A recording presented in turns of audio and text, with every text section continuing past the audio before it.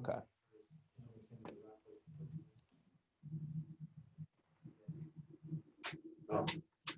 Yeah.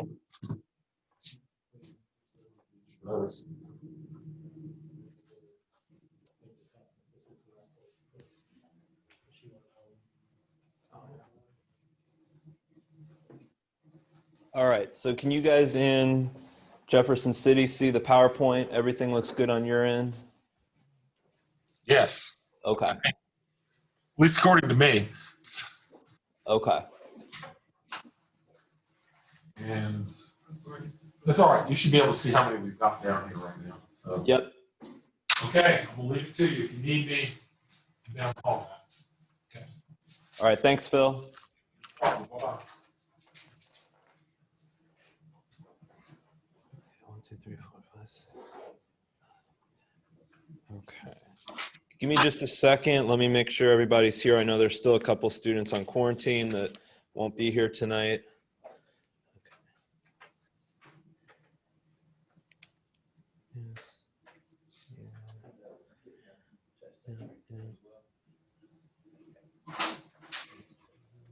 Okay. Yes. Mm-hmm. Okay.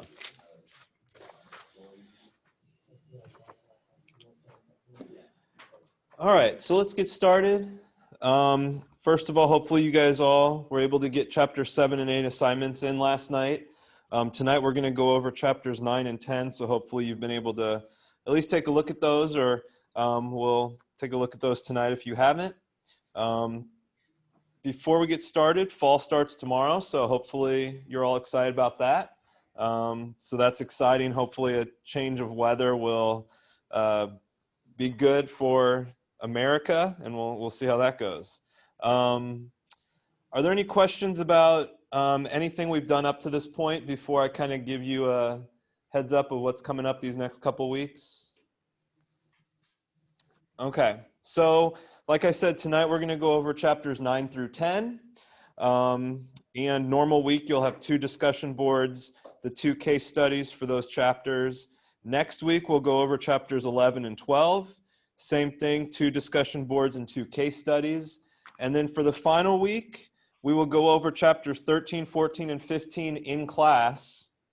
But there will be no discussion boards or case studies for that final week. Your 2 assignments for that week that are due are the leadership paper and then an online written exam, which I'll talk about more next week as we get closer to it.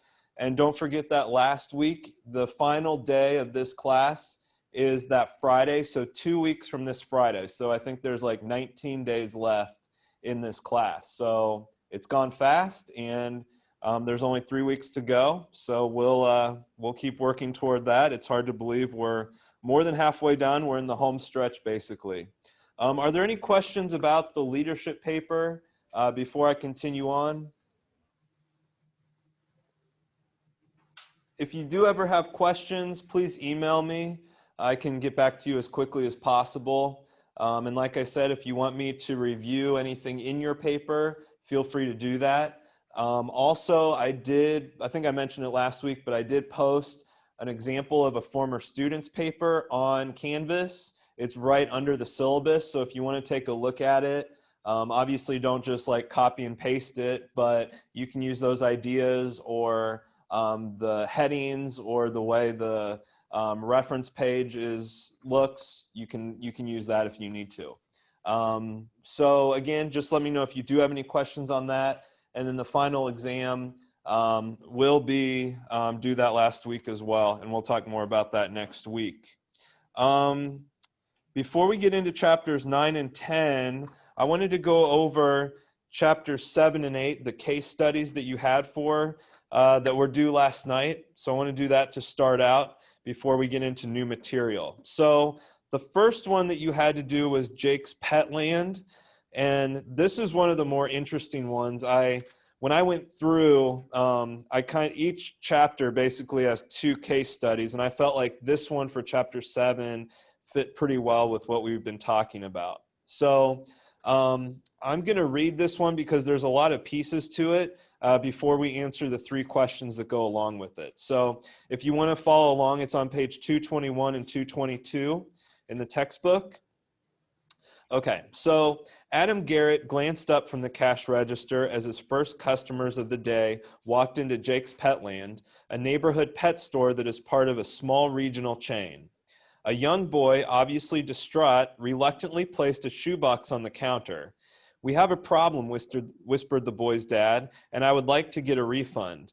Cautiously, Adam lifted the lid of the shoebox and found an ebony-colored chinchilla hunched in the corner of the box, huddled in wood chips and barely breathing.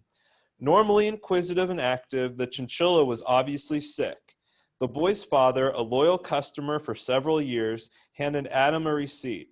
Adam knew the refund policy by heart. The health of exotic animals is guaranteed for 7 days after purchase. No refunds are granted after 7 days.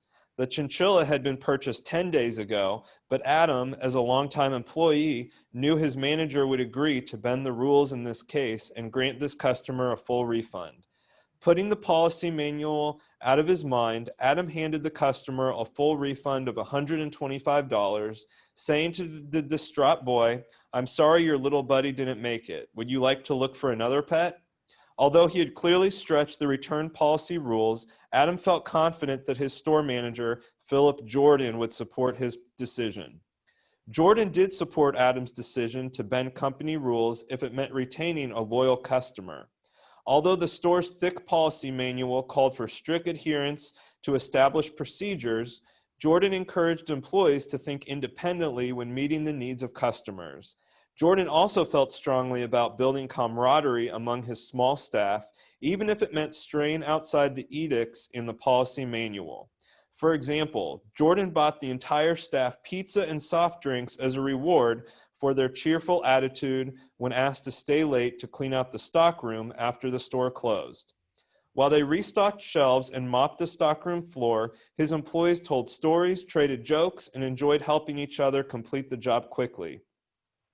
Jordan was proud of the productive yet friendly culture he had created, even if his district manager would frown on some of his decisions.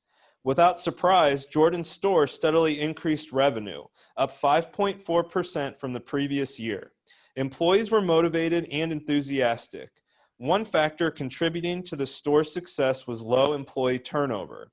Again, setting company policy aside, Jordan retained his employees by offering slightly higher wages, granting small promotions with increased responsibilities, and rewarding VIP employees with free passes to a local theme park. Since all the employees were pet owners, he also allowed employees to take home overstocked pet supplies and free samples of new pet foods. This loyalty to employees resulted in a successful store, but Jordan knew his district manager would abruptly end all of these practices if he knew about them, so Jordan learned to keep guarded secrets. Trouble began when Jordan was transferred to another store closer to his home, and a new manager with a completely different managerial style was brought in. Wedded to rules and procedures, Jan Whitehall was driven by order and discipline. On Whitehall's first day on the job, she set the tone for her tenure with this announcement: "The company's new compensation policy will be strictly followed in this store, and some of you will have your pay reduced to adhere to the new pay scales. This is uncomfortable for me, but it's the result of some questionable decisions by your previous manager." The morale of top performers, including Adam, plummeted.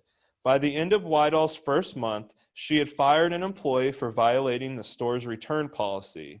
The employee had granted a full refund for a ball python after the 7-day return period. Another employee was publicly reprimanded for giving a customer a sample of a new organic pet food to try before purchasing it. Stunned by these actions, employees became indignant and bristled under her tight authority. The friendly, warm culture had vanished. Adam Garrett confided to his coworker, "I've applied for a position at the pet superstore down the road. Before I resign, I'm going to talk to Jan and see if she can lighten up on the rules." Mustering his courage, Adam tapped on Whitehall's office door and asked if he could talk with her. Putting down her reading glasses and pushing away the financial reports in front of her, Whitehall motioned for him to sit down. I'm worried about morale around here, Adam began. Some of our best workers are leaving, and I'm considering it too. Under our previous manager, I loved coming to work and enjoyed the friendship of coworkers and customers. Now everyone is in a sour mood, and we've lost some customers. Taking a deep breath, he continued, if you are willing to be more flexible with the company policies, I would be willing to stay. Unflustered, Whitehall kept her firm stance. Adam, she explained, I'm responsible to the district manager who long suspected that the previous manager wasn't adhering to company policies. It's my intention to do my job the way I've been instructed, and I'm sorry to hear you will be leaving. As Adam left her office with his head down, Whitehall mused to herself that the district manager would be proud of her ability to stand firm. In fact, he had recently complimented her on her approach. Neither realized that sales would take a surprising dip in the next quarter.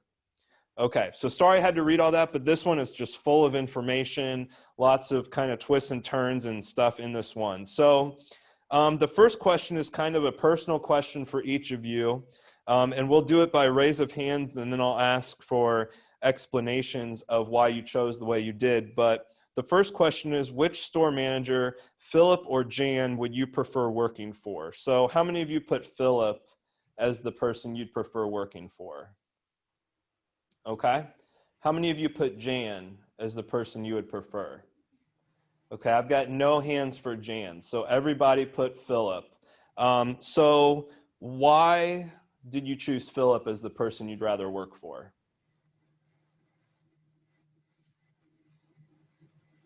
Yeah.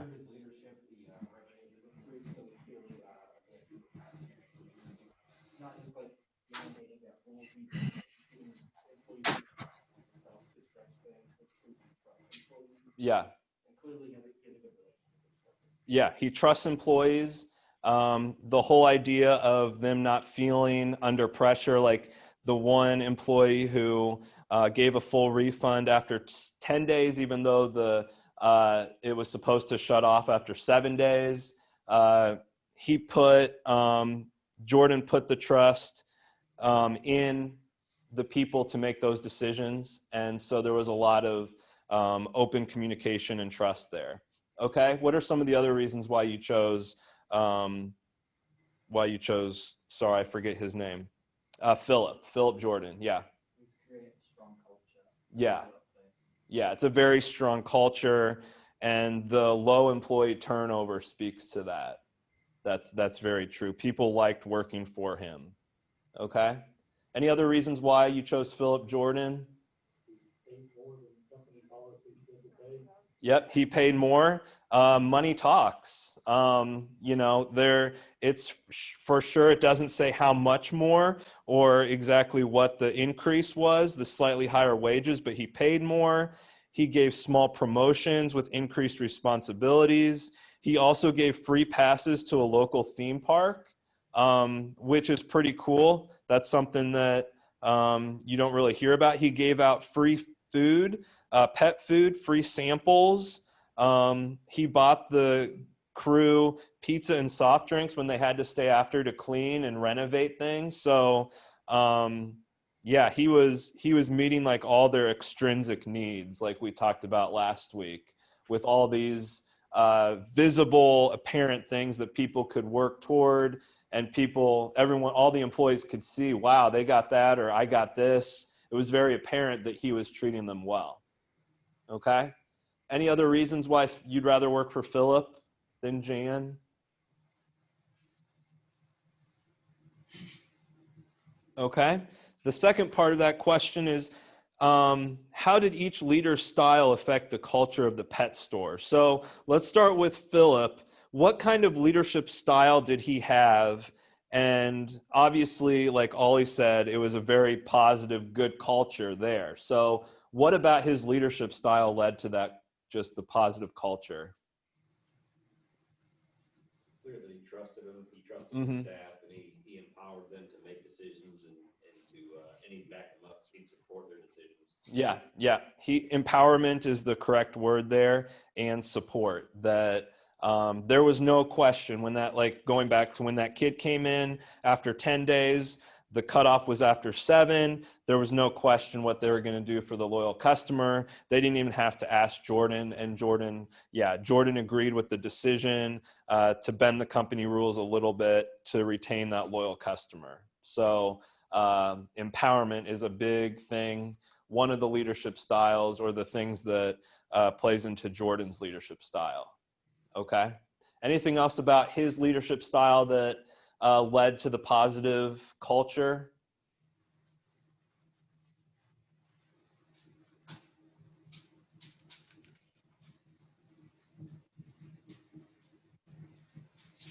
Okay. How about what was negative then? The culture of the pet store drastically changed when Jan came in and took over. What was it about her leadership style that was negative or led to the different type of culture?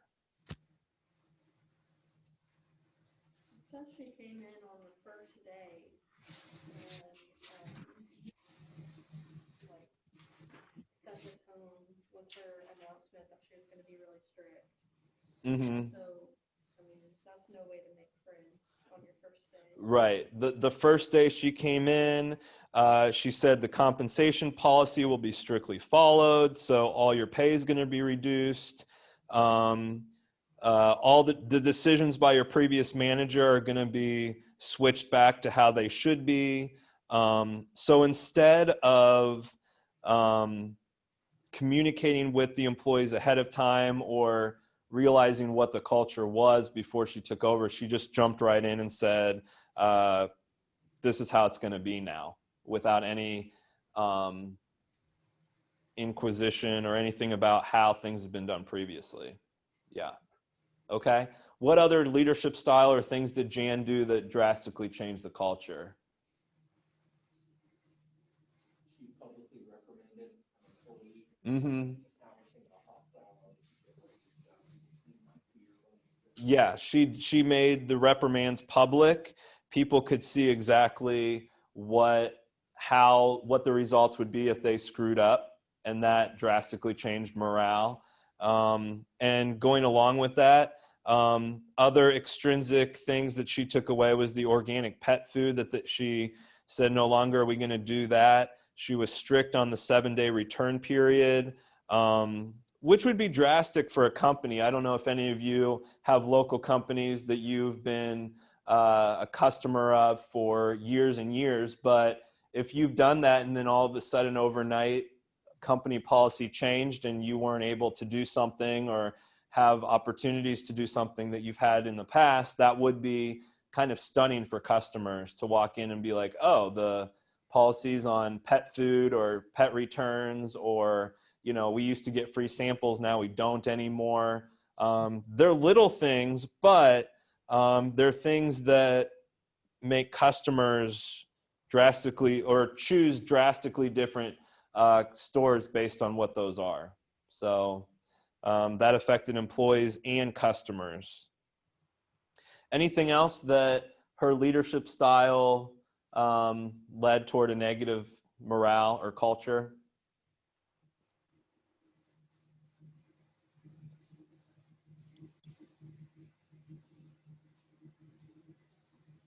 Another thing that I saw when Adam went in and talked with her which took a lot of courage. Like it says there, the first sentences of that second to last paragraph, mustering his courage. And we talked about courage. That had to be fairly difficult for him to stand up for all the employees in this company and kind of speak for them, even though he was obviously an employee of the company and she was over him. But her response, when we talk about personal interaction, it doesn't seem like she has many people skills, or she doesn't really care about the employees. Her whole thing was about, I am responsible to the district manager. That's who I have to call to. That's who I respond to. And so she showed very little care for the employees. Her whole focus was, I need to gain the positive outlook, or I need to make sure my district manager is happy and pleased with the way I'm doing things. Really no regard for anyone underneath her. And so that kind of leadership style definitely affected the culture. And then she just said at the end, Adam had not said that he was definitely leaving. He was just asking, if you'll kind of be more flexible, then I'm going to stay, or I will stay. He never outright said, if you're not going to be flexible, I'm going to leave. But she didn't even question that, and said, I'm doing what I've been instructed to do, so I'm sorry to hear you will be leaving. I mean, it was just like totally, he went in there, try to stand up for the employees, stand up for the culture, and by the end of the meeting, she had basically said, okay, well, bye, you're not going to be part of this business anymore. So very negative in that sense as well. Okay, so what kind of follower, going on to question 2, what kind of follower was Adam Garrett, would you say? I said that he was an effective follower. An effective follower? I would agree with that. Because he's an independent thinker, Mm-hmm. understands the larger picture, and is active in the organization. Yeah, he definitely saw the bigger picture, understanding. I mean, he had a clear-cut understanding of, I don't know if the rest of the employees did, they probably did as well, but he understood why the culture changed the way it did. And he understood, okay, it's because of this, this, and this that the culture and the morale has changed. And he was able to identify those things very easily. So he was very intertwined with the vision, the goals, and the overall culture that was there. And then also once it changed. So Was he not also, though, a bit of a conformist? I mean, he went along, explain that, yeah. I mean, because I started off the same way, Mm-hmm. and I started kind of getting more into it. I thought, well, maybe. So I didn't label him ultimately as a conformist, Mm-hmm. but rather as a programmatic survivor. Okay. And because he did exhibit, when given the chance to avoid conflict, particularly with the customers, Mm-hmm. he did. And it was the right thing to do if he was going to manage up. Mm-hmm. He would have said, hey, look, this is what the policy says. Maybe we need to approach your district manager and talk about modifying the policies Mm-hmm. for the benefit of all the stores. Yeah. Because what we're seeing here is very effective. So he did conform. He didn't buck things. He was being served very well by all the policies that Philip put in place. Mm-hmm. It did also say that he had to muster the courage to go talk Mm-hmm. to Jan. Yeah. And that did take courage, no doubt. Mm-hmm. He already had his out squared away, though. Yeah. I mean, he was already ready to slip He out. did. Without, if it was too nasty, he was out of there Yeah. in no time flat. Yeah. Rather than digging in and saying, this is what you're doing, you understand this, because you're not managing up. Yeah. Yeah. At all. Yeah. The biggest problem I see with Philip Jordan in his position as manager was that he kept a lot of guarded secrets from upper management. And so I would agree that the employees underneath him probably, I don't know if they knew that he was doing that or not, but I would imagine there was some sort of wink, wink, nudge, nudge type thing, an unspoken. Well, I said they knew the company policy was 7-day return policy. Right. They knew that the policies were being stretched, or depending on the loyalty of the customers or things like that, that they were able to bend the rules a little bit. So I don't know how much they knew that Jordan was keeping secrets from upper management, but I'm guessing they knew that if upper management found out, there might be some policy changes. It's not clear on what that connection looked like between the employees and upper management, if there was any sort. So in that sense, yeah, you could look at them as conformists, that they knew that something maybe wasn't being handled the way upper management would have liked, and yet they never spoke up to Philip to say, hey, like you said, we need to let upper management know what we're doing, but we need to do it in a way that's positive, where we can show them that, low employee turnover, revenue's up 5.4% from the previous year. The employees love working here. We have loyal customers. And what's the cost if they don't? Phillips is gone, the store tanked. Yeah, because if they would have done that and not just conform, then potentially, like you said, maybe the upper management would say, maybe we need to revise some of our policies, maybe extend it out to a 10-day purchase return, or at least say it's 7, but based on the situation, you can use some, With manager approval. yeah, with manager approval, or, you know, seeing how they gave out free samples of these new pet foods.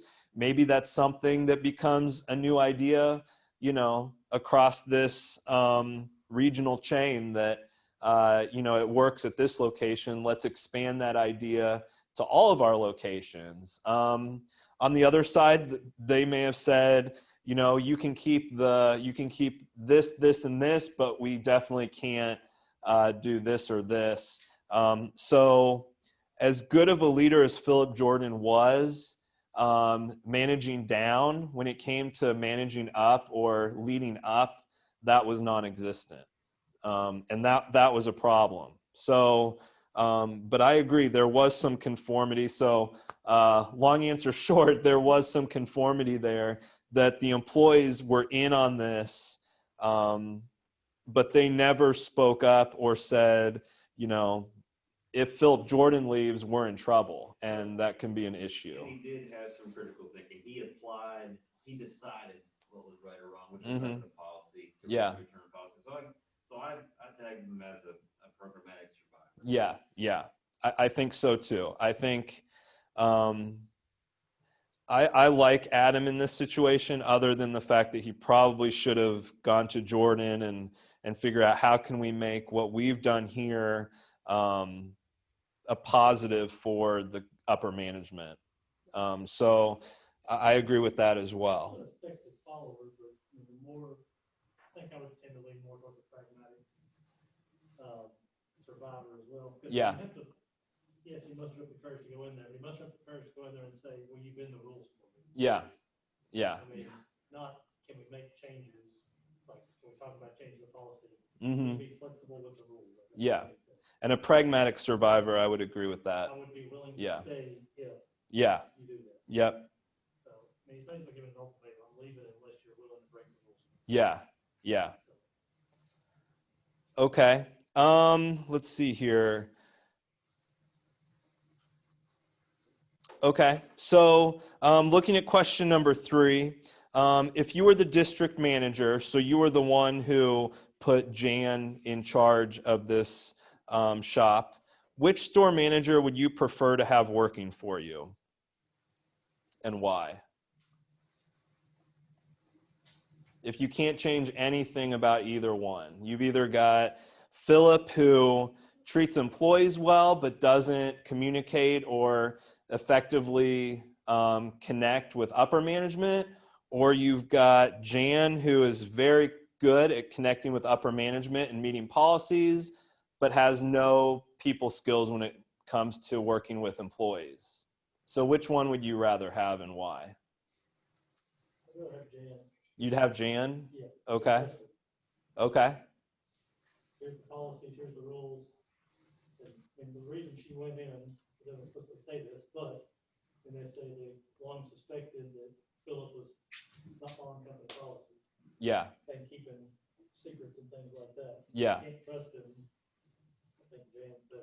Yeah. Jan, coming from the district manager's point of view, Jan, I mean, all the things that the district manager says about her is, well, he's recently complimented her. She knows, she's thinking in her mind after her meeting with Adam, my district manager is going to love what I just did, basically. He's going to be proud of her ability to stand firm. So from the district manager's point of view, Jan would be the one you would prefer. Does anyone agree or disagree with that? Yeah. I think maybe in the short term you could agree with that. Okay. I think if she kept running things the way she's running, then performances would drop. Okay. Performance is low, it doesn't matter how well you get on with upper management. Okay. They've got to change something or leave. Okay. So you would say Jan in the short term, but long term it's going to be to the detriment of the company. Okay. And even even though it says revenues dipped, and they were up to Philip Jordan, he's also paying higher wages, giving out free stuff. Mm-hmm. Doesn't tell you what the overall picture is. It does. It says revenue dipped, but like you said, they're probably not giving out as many refunds after that 7 days, so they're saving money there. They're not giving away free food that's been overstocked, so maybe they're not ordering quite as much food, so they're not overstocked, or they're selling the food that they normally would have just given away. They're not paying their employees as much, so they're probably saving who knows how much there. They're not giving away amusement park passes to the employees. Who knows how much those are. It doesn't say how much he spent on pizza and soft drinks. I know that's probably not a huge expense, but if she cut that out of the expenses, I mean, that could be $100, $200 a month based on how often they do that. The morale issue too, though, is Jim was brought in to enforce the rules that have always been the rules, but have just been broken, right? Yeah. Nothing actually changed from the rules. We're just not following the rules. Right. Nothing changed from the rules. They're just, she's more strict and on Not it. even necessarily, that's not her fault. Right. It's the precedent that was set by Philip Jordan breaking the rules Mm-hmm. has now become the mindset of this is okay. And now she's having to rein everything back in. Yeah. It's a big swing, and there's going to be a lot of unhappiness up front. Yeah. Yeah. And that's the thing too. Like there was a lot of employee turnover right when she came in with the people that worked for Philip Jordan. But who knows, like it says this first quarter sales were down, but who knows that second, third, fourth quarter, once you've kind of phased out the Philip Jordan way of doing things and you've started bringing in new employees that are more strict on these policies, if that just becomes the way it is and the employees just get used to that. The only question would be, how do the customers react to all those things, which it doesn't talk about here. If they kind of get used to those changes too, and they realize, oh man, if we've got a chinchilla that's sick, we better get it back on day 6 or 7 and not wait. That might just be something that they get used to as well. I think this is a fascinating case study Mm-hmm. for all the reasons you said, but you know, the other thing that struck me was that Philip Mm-hmm. was sort of being promoted, I guess, to another store that's closer to where he lived. Yeah. So, so this new manager comes in and she's going to change everything. And to me, it doesn't appear to me that the district manager manages down much at all. Mm-hmm. Just he's a task-based leader. Mm-hmm. This is what we expect. You're not doing it. Well, I'm going to move you over here and give you another opportunity to screw something else up for me. But I'm going to put Jan in place here and she'll fix whatever's wrong. Well, I would rather work with, develop that relationship, manage down effectively Mm-hmm. to Phil Jordan, Mm-hmm. have him understand that this is important, this is why it's important, or, oh gosh, you've got a good thing going here, let's see if we can modify what we're doing to incorporate that which we can. Yeah. And Yeah. keep the morale, keep the customers, keep things progressing in a good manner, control costs, get salaries back in line where they need to be. Do what you've got to do to right that ship. But it seems like they've got a good thing going with customers, and that's Yeah. what you need. Yeah. And motivated employees, and he's done that. Yeah. Philip definitely had motivated employees and loyal customers. My question, and it doesn't talk about it I here, don't know how much that is. but for the district manager, when he's looking at financial statements, how does he not see that the employees are being paid at a higher rate than other sites? Like you would think as the district manager, if you're trying to run a successful regional chain, you would look at the expenses or the employee salaries. I don't know if it was salaries or by the hour, and you would look and say, wait a second, Philip Jordan's company is paying 5% more to their staff, or even it doesn't say here how he paid for the local theme park passes, but if that's coming out of the budget of the company as well, you would think that somebody in the supply chain would see that the stock of certain brands was sudden, or they weren't making as much money off some of these brands that were overstocked, you think at some point someone would have been like, wait a second, these numbers aren't adding up. Philip, what's going on? But the district manager definitely has some issues as well, and it never talks about that in here. But I think that's something that obviously the district manager and Philip never talked about these things, but you would think that as a district manager, you would be paying close attention to all these things, especially if you see the revenue jump by 5.4%. That might pique your interest a little bit as a district manager and be like, hey, what are they doing that's working? So I don't know. This district manager doesn't seem like a very good manager either. So these might be obvious questions because we've talked about them already, but which manager, either Philip or Jan, did a better job of managing up? You'd say they both failed? Okay. Okay. Yeah, Jan just pretty much gave in to whatever the manager was. Yeah. Philip didn't say anything, didn't communicate at all. Yeah, I would agree. Jan was more of just, oh, go ahead. I mean, if you have policies in place, and she's just following policies that are in place, I don't know if that's giving in. I mean, I agree, neither one of them did much at all. Well, she was just like, what I was saying is she basically just read a line from the policy manual talking about talking with Adam, which is exactly what the manager wanted. So everything she was doing pretty decent on. She definitely was going by the book. You would think that from Jan's point of view, even though she was very regimented, when I need to follow this, this, and this, having a talk with an employee like Adam would definitely raise some red flags, at least with me, that, hey, I've got an employee coming to me, kind of giving me an ultimatum.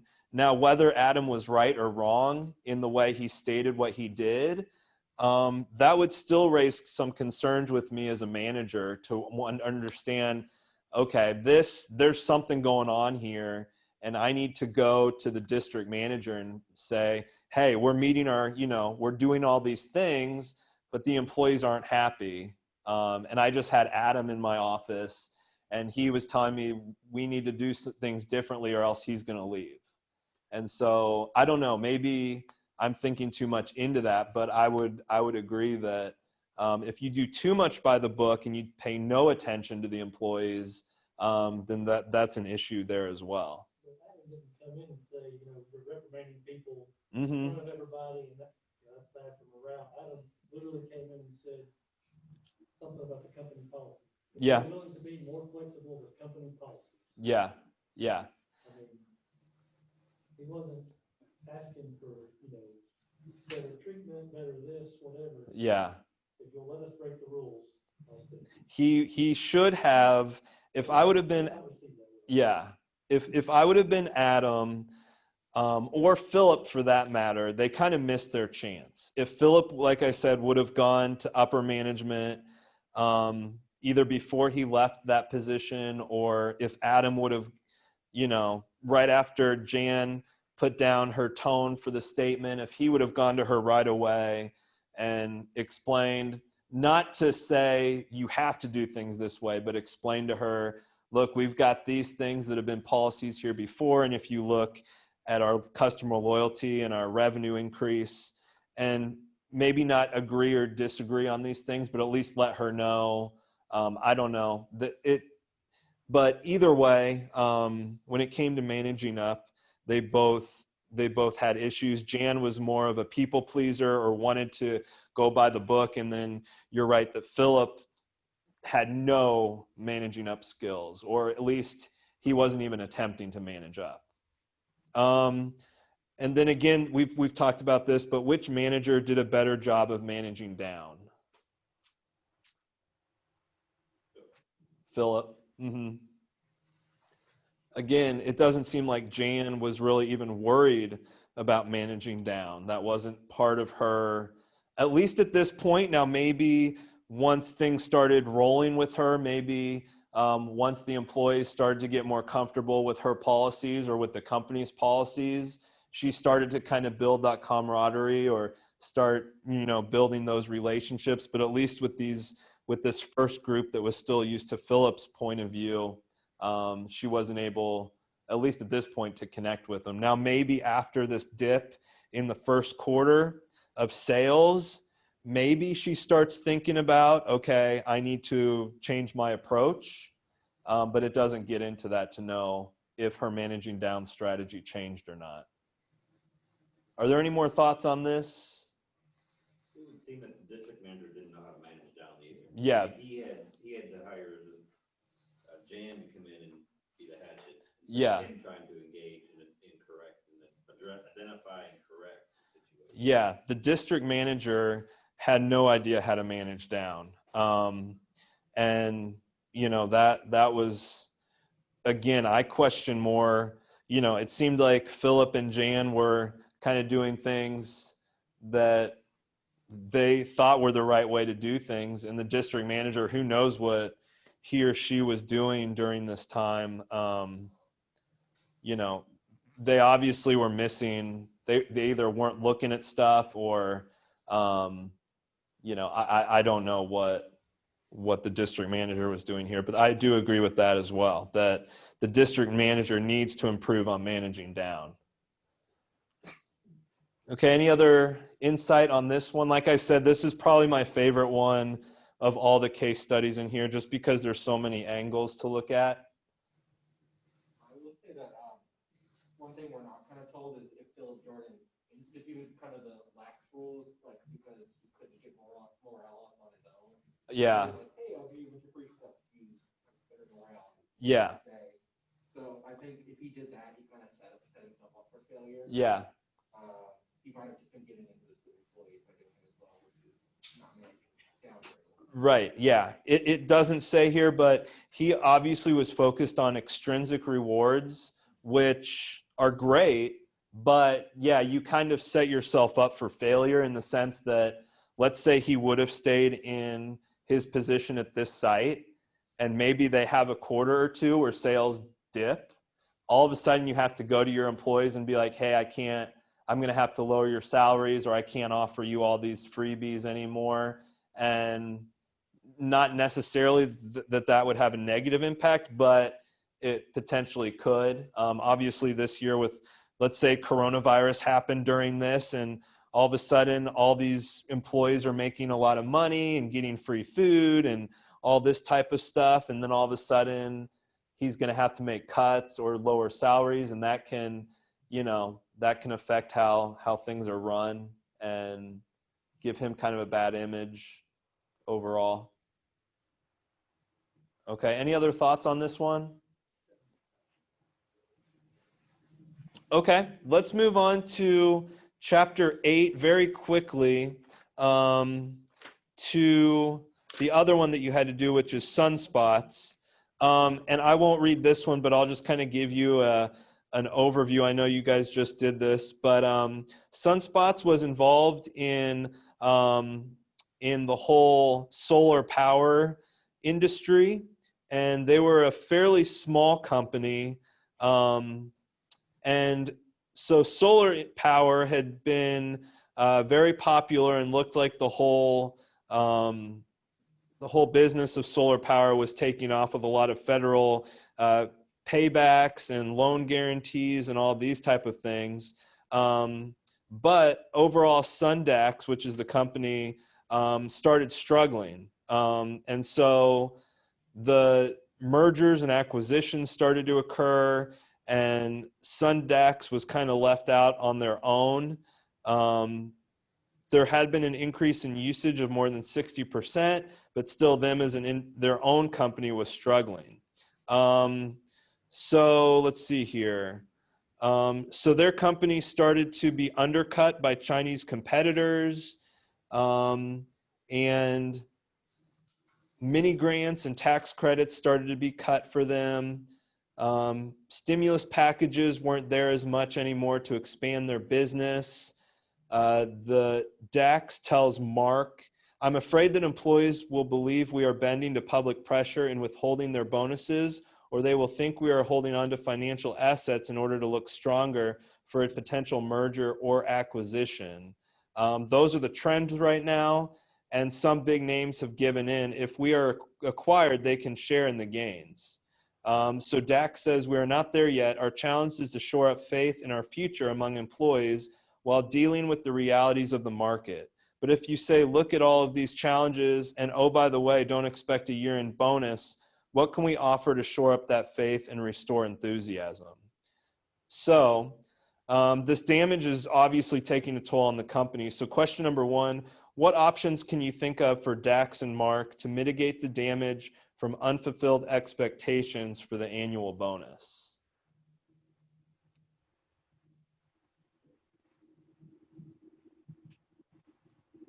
I think they could be open with employees to empower them, like there's like 5 steps or whatever, empowering them. Part of it is giving them the information. But part of the fear is they're worried about mergers and acquisitions. Open the finances up to them. I think that's part of what they talked about. Yeah.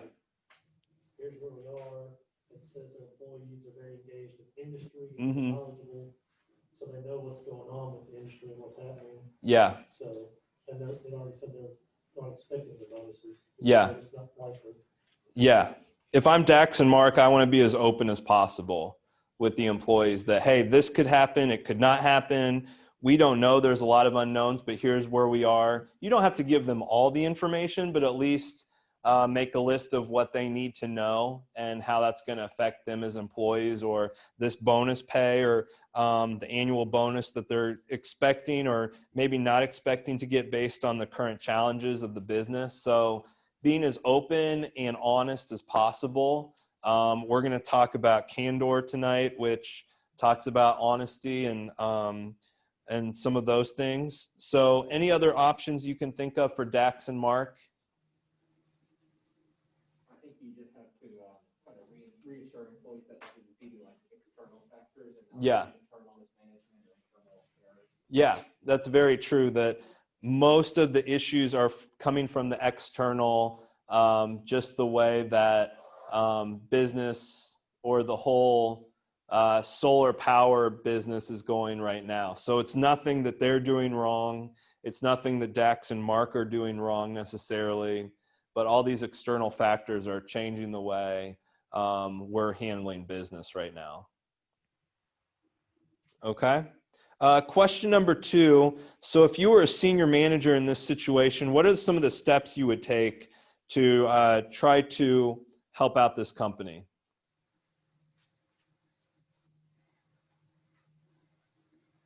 I think the first thing I would do is level with my employees and tell them like, I'm just as disappointed as you are that I'm getting bonuses. I'm not getting special treatment because I'm a manager. Yeah. So that they know like, it's the equity theory, I guess. Yeah. And I would just talk. One thing I suggest is that they could talk with HR and offer something in terms of financial counseling. Okay. To manage their money. Okay. Using their bonuses. Okay. Yeah. I mean, like on the face of it, it seems like they've got too many workers. Okay. So you could go ahead and say to lay off workers, but I don't remember the company, but when there was some company in Wall Street, Mm-hmm. when the 2008 recession hit, instead of laying off members of staff, they made it compulsory for every member of staff to take 2 weeks off unpaid. Okay. And what ended up happening was members of staff that didn't need the money would take weeks of unpaid work from other members of staff that did need the money. Okay. And they ended up not losing any employees due to the recession. Okay. And team morale increased, so that could be an option. So they sort of had rolling unpaid time off, this company in real life. Okay. Okay. And I like the idea that you want to make sure that all the employees realize, that we're all in this together. I like the equity idea that no employees are being treated better or worse than any other employees, that we're going to do the same for all the employees as much as possible.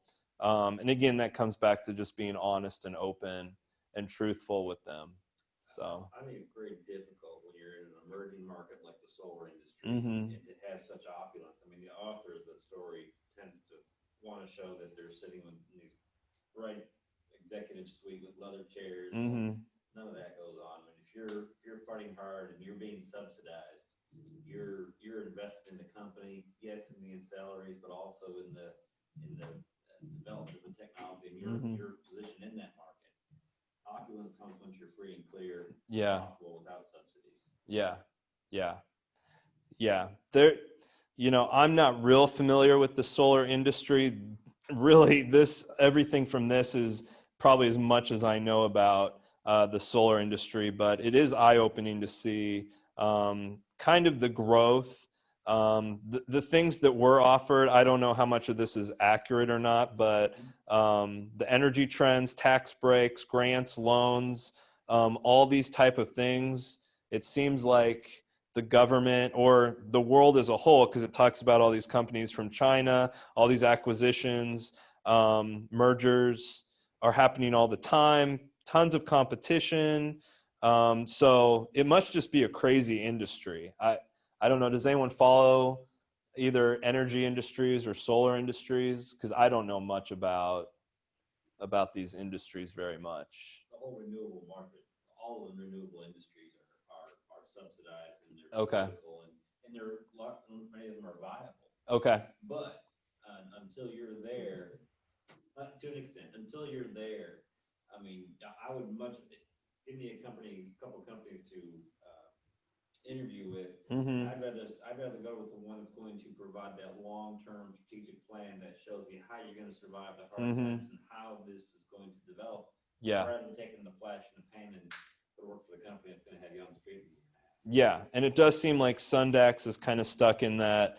Are we that flash in a pan, or maybe it's time to merge? There's so many questions that they've got to answer. All right, so the last question is, do you consider it motivational and equitable when a substantial part of an employee's pay is a bonus based on company results in a highly uncertain environment?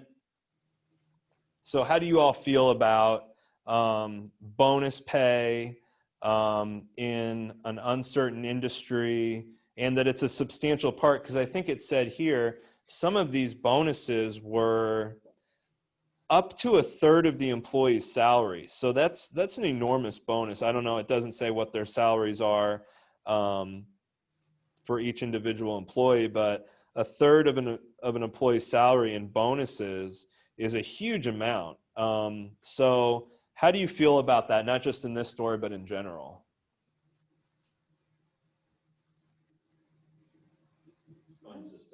Unsustainable. I think, like, it says that these employees use the bonus to budget for their households for the year. Yeah.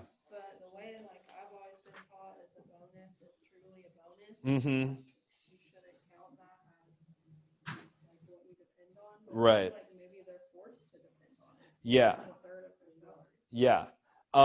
So I agree with you that these employees might have been making a mistake by putting this bonus into their annual or monthly budget. That I agree. A bonus, like you said, should be a bonus. And it sounds like this company set up their salary system in a very poor way because, yeah, it says here that employees were using this money for a child's college tuition, down payments on homes, trips, and other luxuries. That seems pretty risky to me as an employee to put bonus money into, especially down payments on homes and child's college tuition on that kind of stuff when it's just a bonus. That seems fairly risky to me.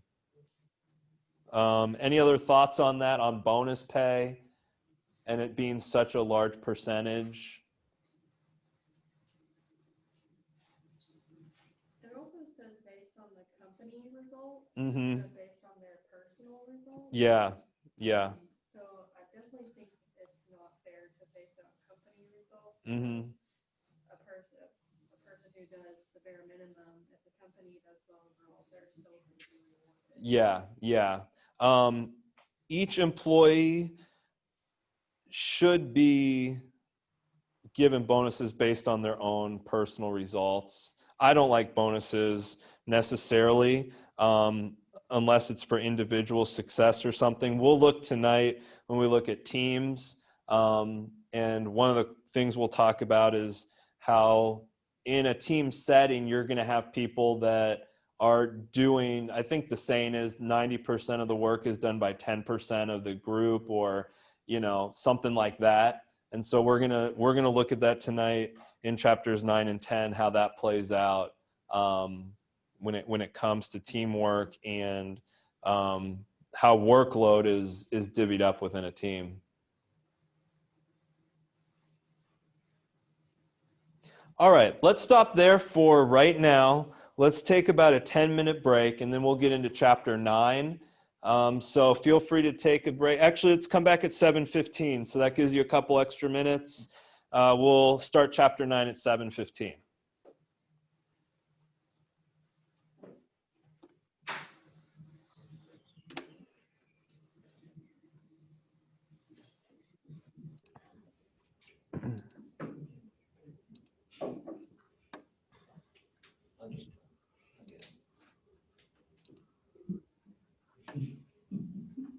You're pretty torqued about that, aren't you? Well, he's got no one holding him accountable. All right, give me just a minute to get my screen set up, and then we'll get started on chapter 9.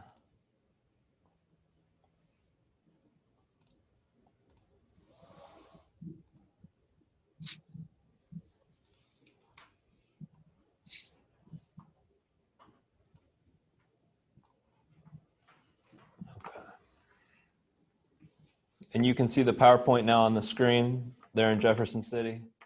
Okay, awesome. Okay, so we're going to look at kind of two different concepts tonight. These two chapters are a little bit different from each other, but I think they'll both be enjoyable. They both bring up a lot of different aspects of leadership and team building, especially in chapter 10, which should be very interesting to look at. We'll do a couple activities like we've done before, which I hope will help and give you a little better understanding of where you are in these areas. So chapter 9 we're going to start out with is leadership communication. So before we get into any of this, how many of you would say, just by a raise of hands, that you're a good communicator before we look at any aspects of this? Okay. So I've got about 50-50 on that.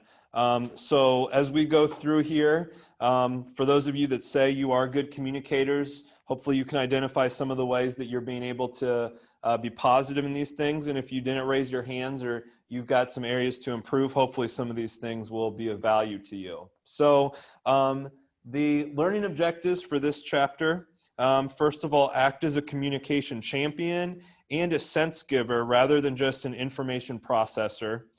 Use key elements of effective listening and understand why listening is important to leader communication. Use candor appropriately to improve communication effectiveness, and recognize and apply the difference between dialogue and discussion. And then on the last page of the learning objectives, incorporate metaphor and storytelling into your leadership communications. Select an appropriate communication channel for your message and effectively use social media and nonverbal communication.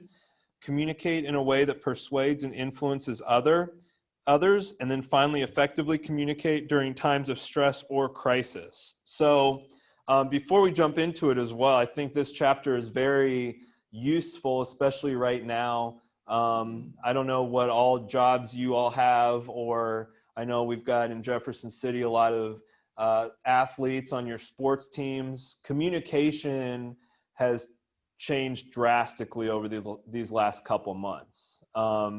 Just in the way that we will look at different types of communication, like we'll talk about social media a little bit. We're going to look at emails, text messages, those type of things. But the way that we communicate right now, maybe at some point we'll get back to normalcy and, you know, see more people face to face or be able to have those if we don't have to social distance as much. But right now, communication has changed drastically. So hopefully as we look through these things, we can see some of the changes that have occurred and how that affects leadership and teamwork. So the textbook defines communication as a process by which information and understanding are transferred between a sender and a receiver. So this chart, which is on page Exhibit 9.1 on page 263, if you want to look at it in your textbook, if you look at the far left where it shows the sender and the top part of that kind of oval shape is formulate message. So that's where the circular model of communication starts. Whoever the sender is, they're the ones who formulate the message. Now that message may be verbal, it may be written. We're going to look at it could be nonverbal as well. We'll look at that in a little bit as well. But then they have to figure out, as I said, the channel in which they're going to move that message around. So like I said, written, verbal, nonverbal, those type of things. So the message is sent, and then the message arrives at the receiver where they interpret that message. Now we're going to look at interpretation as well. Once that message has been interpreted by the receiver, then they formulate their message. That's sent through a certain medium, whether verbal, nonverbal, written, and then that message must be interpreted by the receiver or by the original sender. So, you know, it's a very basic way of looking at communication, and this can go from one person to a group of people to one person. There's many different ways to look at that, but that's a very basic way to look at it. Now, in a traditional role, this is going back some of the leadership theories that we've looked at in the past. All communication, or most of the communication, flows through the manager. So you look back through history, and the manager is really the one who starts and ends communication. And communication flowed through that person.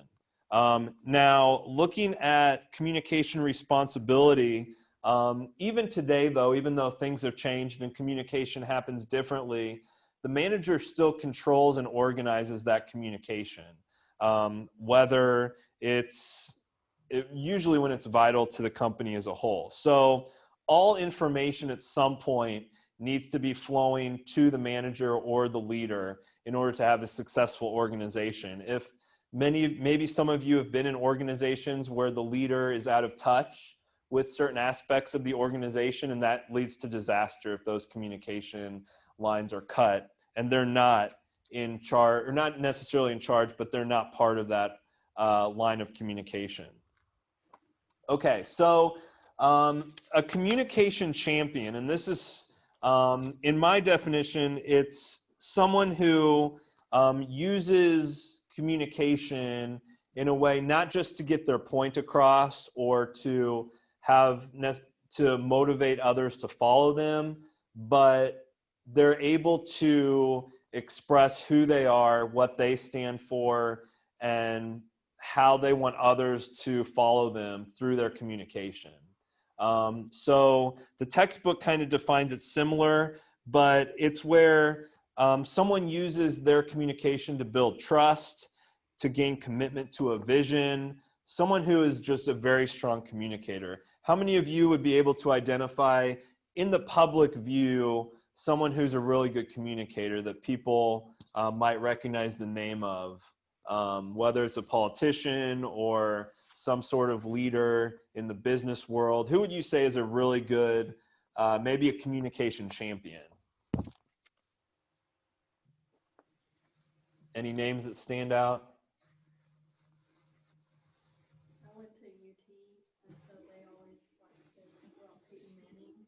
Peyton Manning. He was a graduate of the communication Okay. department, so they're always really proud of him. Okay, so Peyton Manning would be one that I would agree with that especially on the teams he played for. He was able to build the trust between teammates, and he definitely had a vision for how he wanted things to go. And people bought into that, and that's who he really was. He wasn't just, making that up on the spot to try to get followers, but he was really built that way, and people recognize that. So I would agree with that. Any other names come to mind as communication champions who have been highly successful in how they communicate and how it comes across to followers or in society as a whole? I was gonna say Bruce Pearl when that trust thing came out there. He can motivate people. There are people, I would agree with that communicate at a very high level and are able to gain, are able to motivate. But how much trust can you put into them?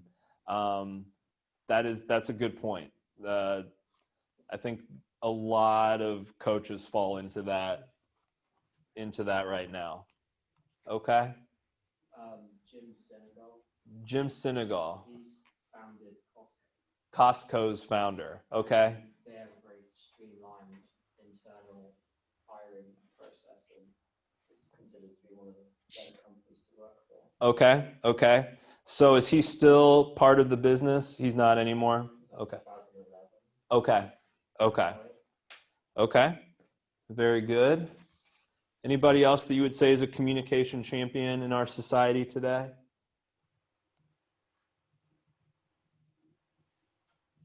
Okay. So some of the things that go along with being a communication champion that the textbook talks about, first of all, embeddedness. And we talked about this in a previous chapter, defined it a little bit differently, but this is where you have people in the organization who are united inside that organization and outside that organization, almost that whoever they're around, wherever they are, the morals, the values, the principles, the purpose of their company is kind of built into that person. It's not just they're going to work, they're working 9 to 5, they get their job done and they go home. The vision and the purpose of that company is built into everything they do. It's embedded inside of them. That's kind of what the term means. So they understand, they accept the vision and strategy, and it's ingrained into who they are as an individual. Now, I don't know if any of you have worked or been part of some sort of organization or team that you felt that, but if you have been part of that, that is vital to having the communication channels open. Has anyone felt like they've been a part of that either the organization they worked for or team they played for, or whatever way you look at it, it kind of defined who you were as an individual, or it was ingrained in your everyday life, even away from the workplace? Has anyone felt that before? Okay. I know I felt that before. I kind of feel, I think I said this last week, but working at Carson Newman, I definitely feel that, especially being part of the business department. I know you guys have seen Dr. Bailey come in and help set things up in Jefferson City. Dr. Knight, who's the head of the business department, along with all the professors. I feel like I represent Carson Newman in the classroom, but also out in Knoxville and the area, that who I am and what I do is fully ingrained and embedded in my job at Carson Newman. So hopefully all of you feel that way at some point when you fill a job or are part of an organization, that's part of how you feel as well. And the other thing is sense giving. We talk about some of the situations where being in front of a large group of followers and giving that vision and mission and motivating everybody. But it's also important to go down to the specific worker, the specific follower, and show them what their role is and what meaning they bring to an organization. That can be very vital in communication to help individuals understand this is what you as an individual are bringing as a positive to our organization. Has anyone experienced that in a position before, where a leader or a manager came directly to you to express how vital or how important you were and why what you were doing was important to the organization as a whole?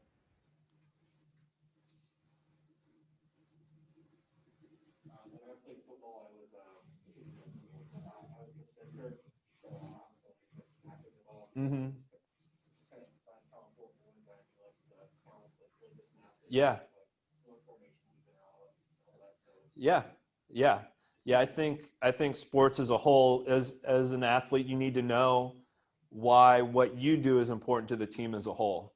So I would agree with that, and I think you're right that even at a young age, like you said, middle school, the more you can ingrain in young people that who they are as a person and what they bring to an organization or society or their class can change the way young people view who they are and motivate them to do really well. So I think that's a great example.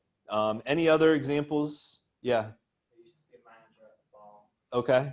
but I didn't want to become a manager. Okay. I just wanted to work. Yeah.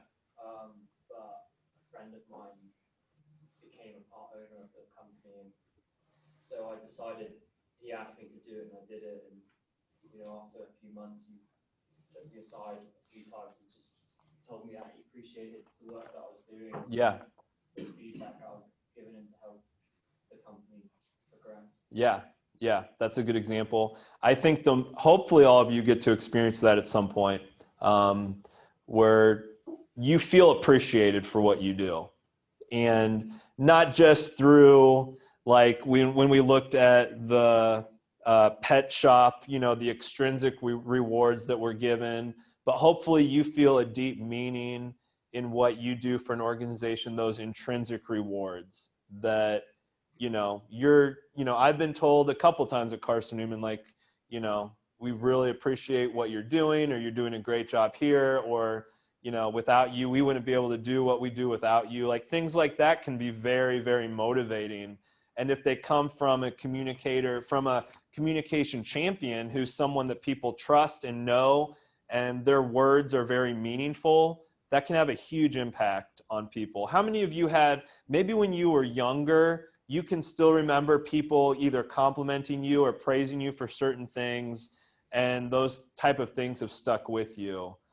You don't have to give specifics, but I know looking back, kind of similar to grade school or middle school, I can still remember moments when teachers or mentors or coaches would tell me something positive, and it sticks with, especially young kids or people first getting into the workforce. So again, I didn't want to talk about that too much, but I think it's important to realize that to be an effective communicator, having that ability to get down to the grassroots and really help people understand how important they are and give them a sense of meaning is vitally important. Okay, so this is a chart. This chart is on page, let's see here, 266 if you want to take a look at this. We're not going to look at this real closely because some of these things we're going to talk about in a couple minutes. But this is just a graph that kind of shows how a communication champion can be developed and how a leader can become a communication champion. So next, we're going to look at strategic conversation. This goes along, a lot of what we're going to look at now are different aspects of becoming a communication champion. So these will get into it a little bit more. So the textbook defines strategic conversation as communication that takes place across boundaries and hierarchical levels about the group or organization's vision, critical strategic themes, and values that can help achieve desired outcomes. So for those of you that have worked in companies that have multiple departments, maybe multiple managers, different shifts, strategic conversation is a way to bring together different people from different levels, from different departments with different skill sets and different thought processes into a conversation together in order to build the vision, the goals, the meaning behind an organization or a team or a unit of people. So this is something that is highly needed right now as we talk about during the coronavirus pandemic. When it comes to strategy, in some cases, how are we going to save our business from hopefully not going out of business? What can we do to do that? And it takes people from all points of view within an organization to do that. So strategic conversation is very important. And from a leadership point of view, here's a list of some of the things that you need to focus on if you're going to be successful at strategic conversation and communication. So first of all, and this one's hard. This first one's really hard to do sometimes, because coming from a leadership point of view, sometimes you might feel, or you've seen other leaders come into these conversations kind of already knowing what they want to do or how they want to respond to these type of things. And so this first one can be difficult in the sense that asking questions and actively listening to others. This one can be difficult. I know sometimes I struggle with it as well. I have an idea of what I want to do in a certain situation, and it's hard. It's sometimes hard to keep an open mind on these type of things. So asking questions, and not just randomly asking questions, but asking deep, penetrating questions that are really going to get to the heart of some of these issues. You want to understand your employees' attitudes, your followers' attitudes. What kind of values do they have, their needs, their personal goals, their desires overall? This kind of goes back to the whole idea of communication champion, of understanding the individuals as a whole. You want to set the agenda for conversation. Even though you want it to be open and kind of free-flowing, you still need to have standards and guidelines kind of encompassing that conversation. So I'm sure many of you have been part of meetings or discussions before that get way off topic, where you start off discussing one thing, 5 minutes later it's on a whole different topic, maybe totally related or unrelated, who knows. As a communication champion, as someone that leads successful strategic conversations, being able to make that agenda, stick to that agenda, and have some sort of timetable for those meetings as well is vitally important. I know when I was working at another university, my boss, we would have weekly meetings with the whole department, and we would meet at 10 o'clock. The meeting would end at 10:45, even if we were kind of in the middle of a point. He would say, it's 10:45, we'll revisit this next week. So you knew this is the agenda, this is how much time we have. Let's focus on these things, really focus on them. If we don't get through them, we'll revisit them next week. Obviously, the most important things he would put at the beginning of the agenda, so number one on the list was the most important, all the way down to the least important. So if we had a list of 7 things, 1, 2, and 3, we would get to 4, 5, 6, and 7, maybe not, but those weren't as important anyway. So that whole idea of an agenda is very important, to stay on task and not waste people's time. That's another aspect of strategic conversation that needs to be used. And then also selecting the right communication channels.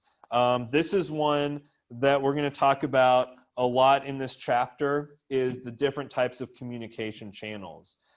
This can go from face-to-face communication, telephone calls, Zoom or Skype meetings, emails, text messages, all those play into it. So how is this strategic conversation going to take place? What kind of level of communication and in-depth dialogue are we going to have on some of this stuff? So we'll look at that a little bit later in this. Okay, so again, this kind of goes back to chapter 7 and 8, the case studies that we looked at. Especially chapter 8 with the solar energy industry.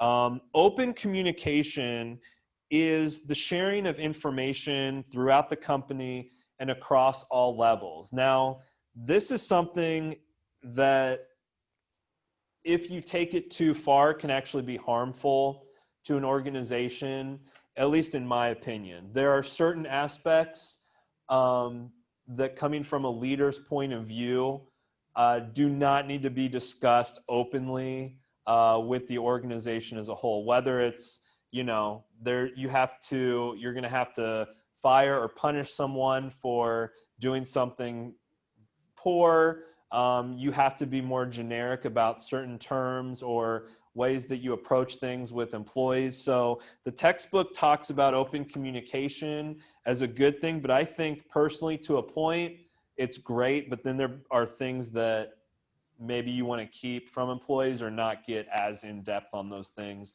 as in other things. So why open the communication climate? Or this one is on page, let's see, it may not, isn't in the textbook, exhibit 9.3. Yes, it's on page 267.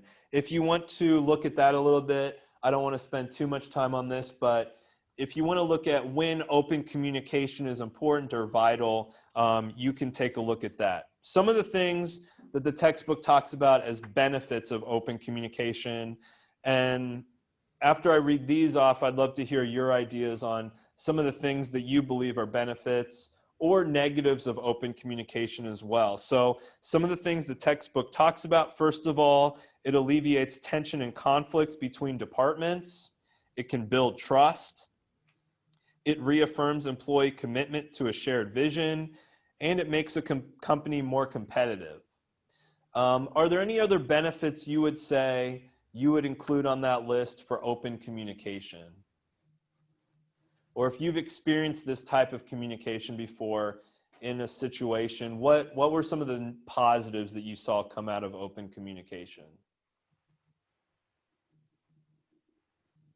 Sometimes just the innovation that collaboration promotes. Yeah, innovation can, yeah, I've been part of open communication climates before, and innovation, some strategies that maybe had never been thought of before, in both positive and negative aspects, always vital. Yeah. Mistakes and problems spotted quicker. Mistakes and problems spotted quicker, absolutely. Yeah. You have different opinions Mm-hmm. expressed if you have open communication because everyone feels safe to express their opinion. Yep, you create a safe atmosphere for people to express what they think needs to be done, or just how they feel about the organization, which I think is really good. Any other benefits or positives of this open communication climate that haven't been listed here on the PowerPoint? Like he was saying, it kind of creates a culture of honesty. Yeah. You don't have people hiding stuff like that. Yeah. You can be more honest, and yeah, we talk about culture a lot, but you're right. It creates a very positive culture that people like working for that.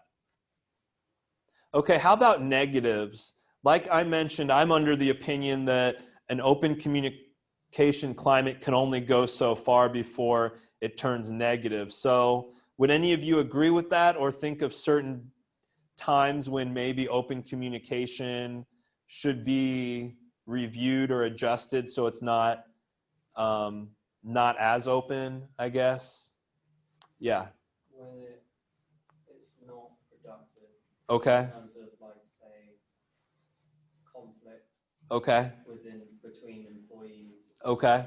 If I openly communicate something horrible to you. Yeah. That's not beneficial to anyone. Yeah. I would say, and it kind of goes along with something we'll look at later, but when it comes to certain issues, when it comes to issues that are business related, it can be good. But if there's issues that are personal in how they're viewed, that can be a negative if those type of things are brought into the openness communication. So I see that as an issue. Okay, any other negatives or times or situations when open communication could actually be a bad thing? Come to like personal salaries and things of that nature. Yeah. When you start getting into salaries, benefits, paid time off. For example, a few years back, through the Information Act. Yeah. Request not to publish every employee's salary. Yep. Which caused a whole lot of tension among people in groups. Yeah. So there are rules and regulations out there on what you can and can't share with people. For instance, from my point of view as a professor, I have about 50 kids that I help with their schedules every semester. So I'm their advisor. And I cannot share their grades or anything personal about how they're doing in class, even with their parents. So unless they've signed a form that allows their parents to know, I can't release that information without that student allowing me to. Yeah. Open communication could blur the lines between what should stay internally and publicly. Yeah, internal and external, it can blur that. If people feel like, hey, we're getting all this information from upper management, then it's so open here, why can't we, go out with our buddies after work, or, at the neighborhood barbecue or whatever, and that information starts getting out in the public, and that could be problematic. Yeah. You can sometimes get repetitive information, like waste time doing the same thing for hundreds of people. Yeah. If multiple people have the same opinions or whatever, and you keep hearing it over and over, instead of maybe having one designated person that you go to within a department, that could get repetitive and end up wasting a lot of time.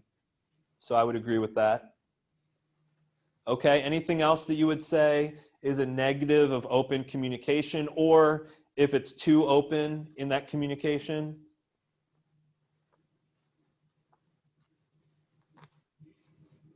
Okay, that's great. I'm glad you guys were able to identify that. I didn't know if I was on my own on that one or not, but I think open communication is great. I think it can help out in a business or a team or whoever you're working with, but there are limits to that as well. And so I think that's good that you guys were able to identify some of those things as well. We're not going to look at questions that leaders ask, but if you want to, you can look a little bit at that on page 14 of the PowerPoint. We talked a little bit about asking questions. One of the things about being good at strategic conversation, the first one listed on page 10 of the PowerPoint was talking about asking questions and actively listening to others. So here's a list of some of the benefits of asking questions in strategic conversations. First of all, it encourages people to think and find answers. I don't know how many of you before have been in a situation where maybe you came up with an idea or expressed some sort of idea or strategy, and instead of just leaving it right there, the person asks you to expand upon that. Give me more information, give me more details. How many have been put in that situation before? Anyone experienced that? I know I've experienced that before, where I bring something up and then they kind of put me on the spot and say, hey, let me know more about that. What do you mean by that? Give me your ideas of what you think. That really digs deeper into the situation, and from a follower's point of view, it shows that your thoughts and ideas are really being thought about at a deeper level. The second one is helps build positive attitudes and follower self-confidence. I don't know if any of you, like I said, have ever brought ideas or strategies to a situation, but if your ideas and strategies are taken seriously, that's a big self-confidence boost right there. The next one provokes critical thought and leads to deeper, more lasting learning. And then I'll just read off the rest of these. Shows concern for individuals, develops new insights, encourages critical thinking, expands people's awareness, and stimulates learning. How many of you would say that you are good from a leadership point of view, or from when you're put in these situations, that you're someone that's good at asking questions? Okay. Hopefully that's something that you can become good at as you attain leadership roles and become better at it. If you look at page 270, we're going to, I only had a couple hands raised for that. Now we're going to dig into this. We're going to do a little activity here. It's on page 270. It's Leader Self-Insight 9.2. So if you have your textbook and want to turn to that, we're going to do, there's 12 statements here. And again, you're going to answer either mostly true or mostly false based on how you communicate during a typical day at school or work. Okay?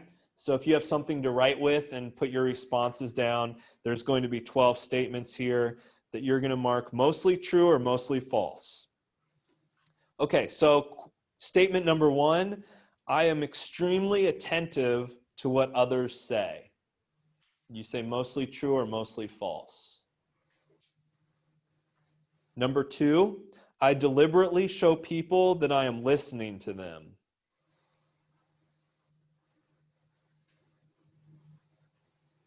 Number 3, I really enjoy listening very carefully to people.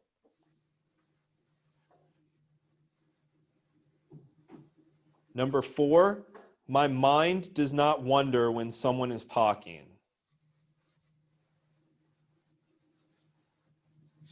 Number 5, I often restate what the person said and ask if I got it right.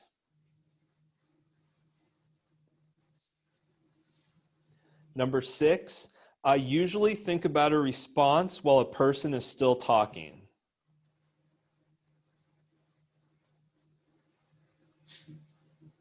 Number 7, I often ask people to clarify what they mean.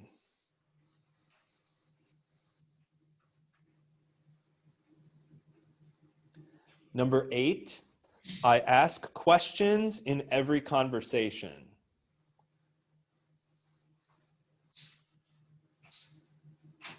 Number 9, I am genuinely curious in conversations about what other people think.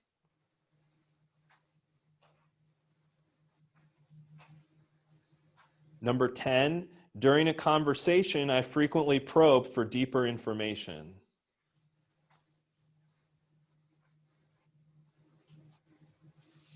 Number 11, I inquire about others' points of view on topics. And then number 12, I don't hesitate to ask what may appear to be dumb questions.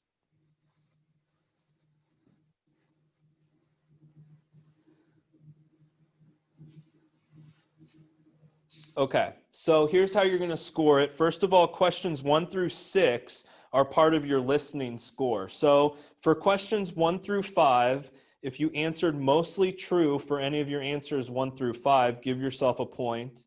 And if you answered mostly false for answer 6, give yourself a point.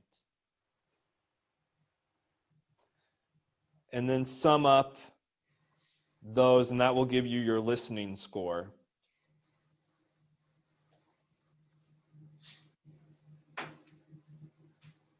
Okay?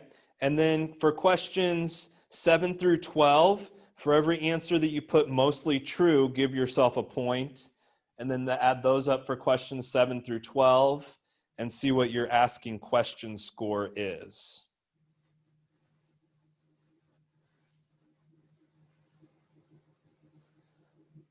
Okay, so once again, questions 1 through 5, if you answered mostly true, give yourself a point.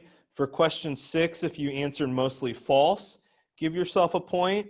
Those are for your listening score. And then questions 7 through 12, give yourself a point for every mostly true answer you gave. And that's your asking question score.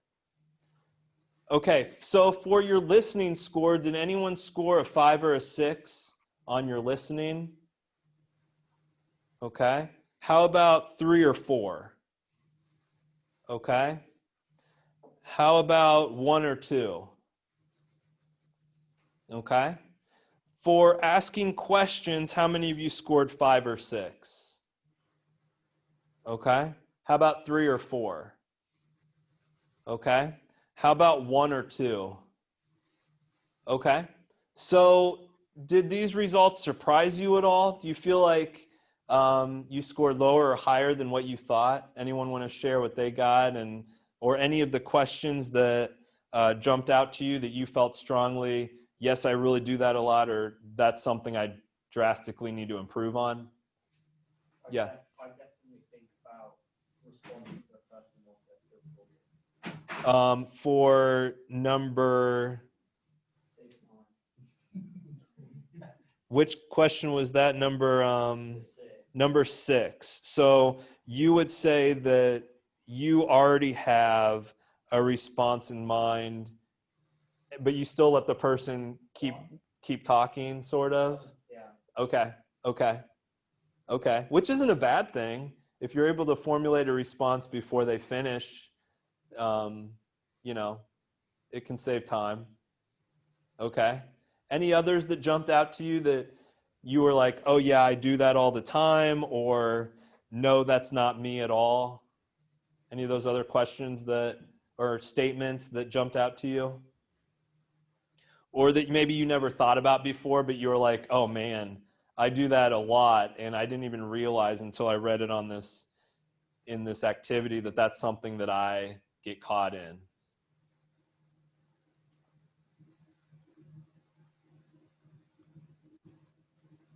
No, I definitely do hesitate to ask questions. Number 12. Yeah. Really dumb. Yeah. I would say that I hesitate a lot with dumb, or what appear to be dumb questions. Now, that one I feel like I've grown out of a little bit, but it's still there sometimes. Yeah. Yeah. I think it's like, for me, like, my mind wandering when someone is talking. Mm-hmm. I do find that happening when to certain people. Oh yeah. Oh yeah. Yeah. It's a very situation dependent. Sure. Yeah. Number 4, there's some people that, there's a couple people at Carson Newman I can think of that it takes them 20 minutes to say what they could have said in 1 minute. Maybe you all have people like that you can think of. What they need to say, they could say in a sentence or two, and it expands out to a whole conversation. And so you get all the information you need, or you know what they're talking about within the first 10 seconds, but you don't have a chance to respond for 2 or 3 minutes. So what else are you going to do then? Start having your mind wander to other things, or yeah, exactly. So I totally get that. And it is very, it's subjective on who you're talking to. I mean, if I'm talking to the president of Carson Newman, I'm going to listen to every word that man has to say. I'm going to be very attentive. My mind is not going to wander.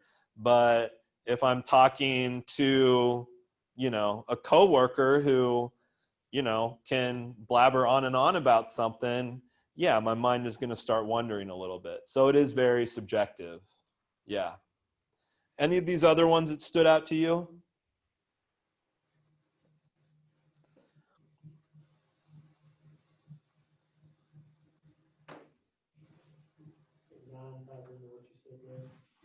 Number 9. Mm-hmm. Yeah, depending on who you're talking to, how much do you actually care about what they think? Yeah, I would agree on that as well. I think also number 11 kind of goes along with that. There's certain people that I really want to hear their point of view, but then there's other people who are negative Nancy's, or people like that I know what their point of view is going to be before they even start talking about it. So, what's the point of hearing them out or inquiring about it when I know they have a negative outlook on life to begin with? So it's going to be negative from the start. Any of those others that stand out to you?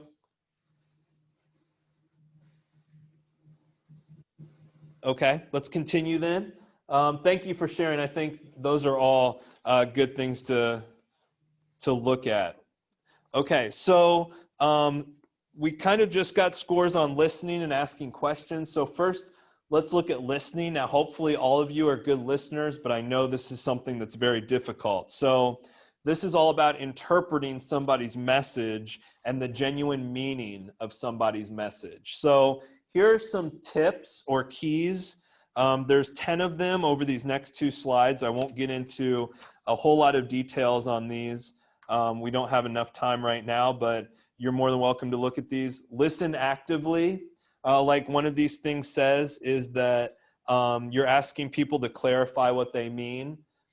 So not just listening, but whether that's nodding your head or, every so often saying, oh yeah, I feel that way too, or I understand, or rephrasing what they say, those type of things. You're keeping an open mind. You don't make a final decision or an opinion until you've heard them out. You resist distractions, whether that's, putting your phone to the side, putting your whatever work you're working on to the side and totally focusing on that. Capitalize on thought being faster than speech. So again, taking time to think through what you're going to say before you actually say it. Seek understanding. Again, can you rephrase that for me? What do you exactly mean by that? Those type of things. Judge content, not delivery. When we talk about nonverbal cues, sometimes people present ideas or emotions that maybe it's coming off differently than what they mean it to be. And so focusing on what they're saying instead of how they're saying it is important. Hold one's fire. Maybe some of you have been in arguments before where you just want to explode on somebody or give your point of view immediately. It's important to let the other person have their moment to say what they need to say before you fire back or give your opinion on something. Listen for ideas. We've talked about that. Work at listening. It's always important to do that. And then show respect for people. That's something that everyone needs to do better at in today's society is showing respect for people. Okay, so dialogue is once you've mastered listening, or not necessarily mastered it, but once you understand what listening is, now you look at dialogue. And this is where you've got two people or two groups of people who are sharing and listening, and they're exploring what common ground they have. They grow to understand each other and share a worldview. You hear this a lot, in politics or in corporations. We need to have an open dialogue about this situation. Now, how often that actually happens, who knows? But that is one of those ideas, kind of that, $1,000,000 word out there. We had an open dialogue about this, and it is very important. Some of the things to think about when you discuss dialogue is vitally important for hot topics. Now, it's not necessarily important on lower topics or things that can be taken care of by one person or a small group, but it really needs to be something. We need to have an open dialogue about this or that. You might have heard of like interventions before for people that are struggling with addictions or those type of things, where those are vitally important topics that could be life or death. I'm sure, with coronavirus, I keep coming back to that, but for organizations, for businesses, this is the hot topic right now. And so dialogue has to occur. It has to happen. During this, also a couple things to remember is don't presume that anyone will know the outcome, that when you're discussing these ideas and strategies, again, keep an open mind and realize that we don't know where this is going and we have to be open to ideas. And you should never try to sell your convictions. This is not the time to stand on a soapbox and make a stand for something. It's important to really listen and understand where people are coming from. Now, it might be important to make a stand eventually during the dialogue, but during this open dialogue time, you want to keep an open mind. And then it's also characterized by group unity, shared meaning, and transformed mindsets. Those are some of the things that this open dialogue can lead to if it's done successfully. Okay. If you want to look at Exhibit 9.5, it's on page 271 of the textbook, a little bit about conversation and dialogue and how that plays into conversation. We won't look at that right now. Candor, I talked about this a little bit earlier. This is something where maybe some of you have had to do this before with individuals, or this has been maybe a leader or manager or boss or a coach had to do this with you.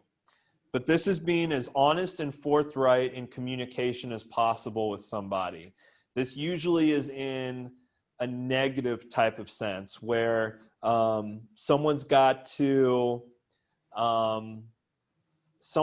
to have to bring bad news to somebody else, and it has to happen. And a communication champion is someone who excels at this and can hit the right tone with the right mindset in order to make this successful. So we're going to do another in-class activity here on page 273.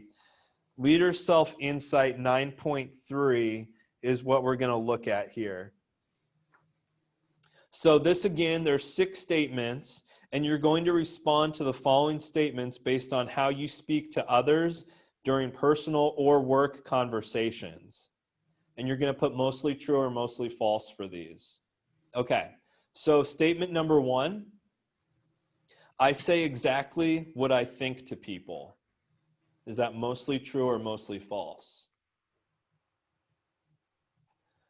Number 2, I never hesitate to hurt people's feelings by telling the truth.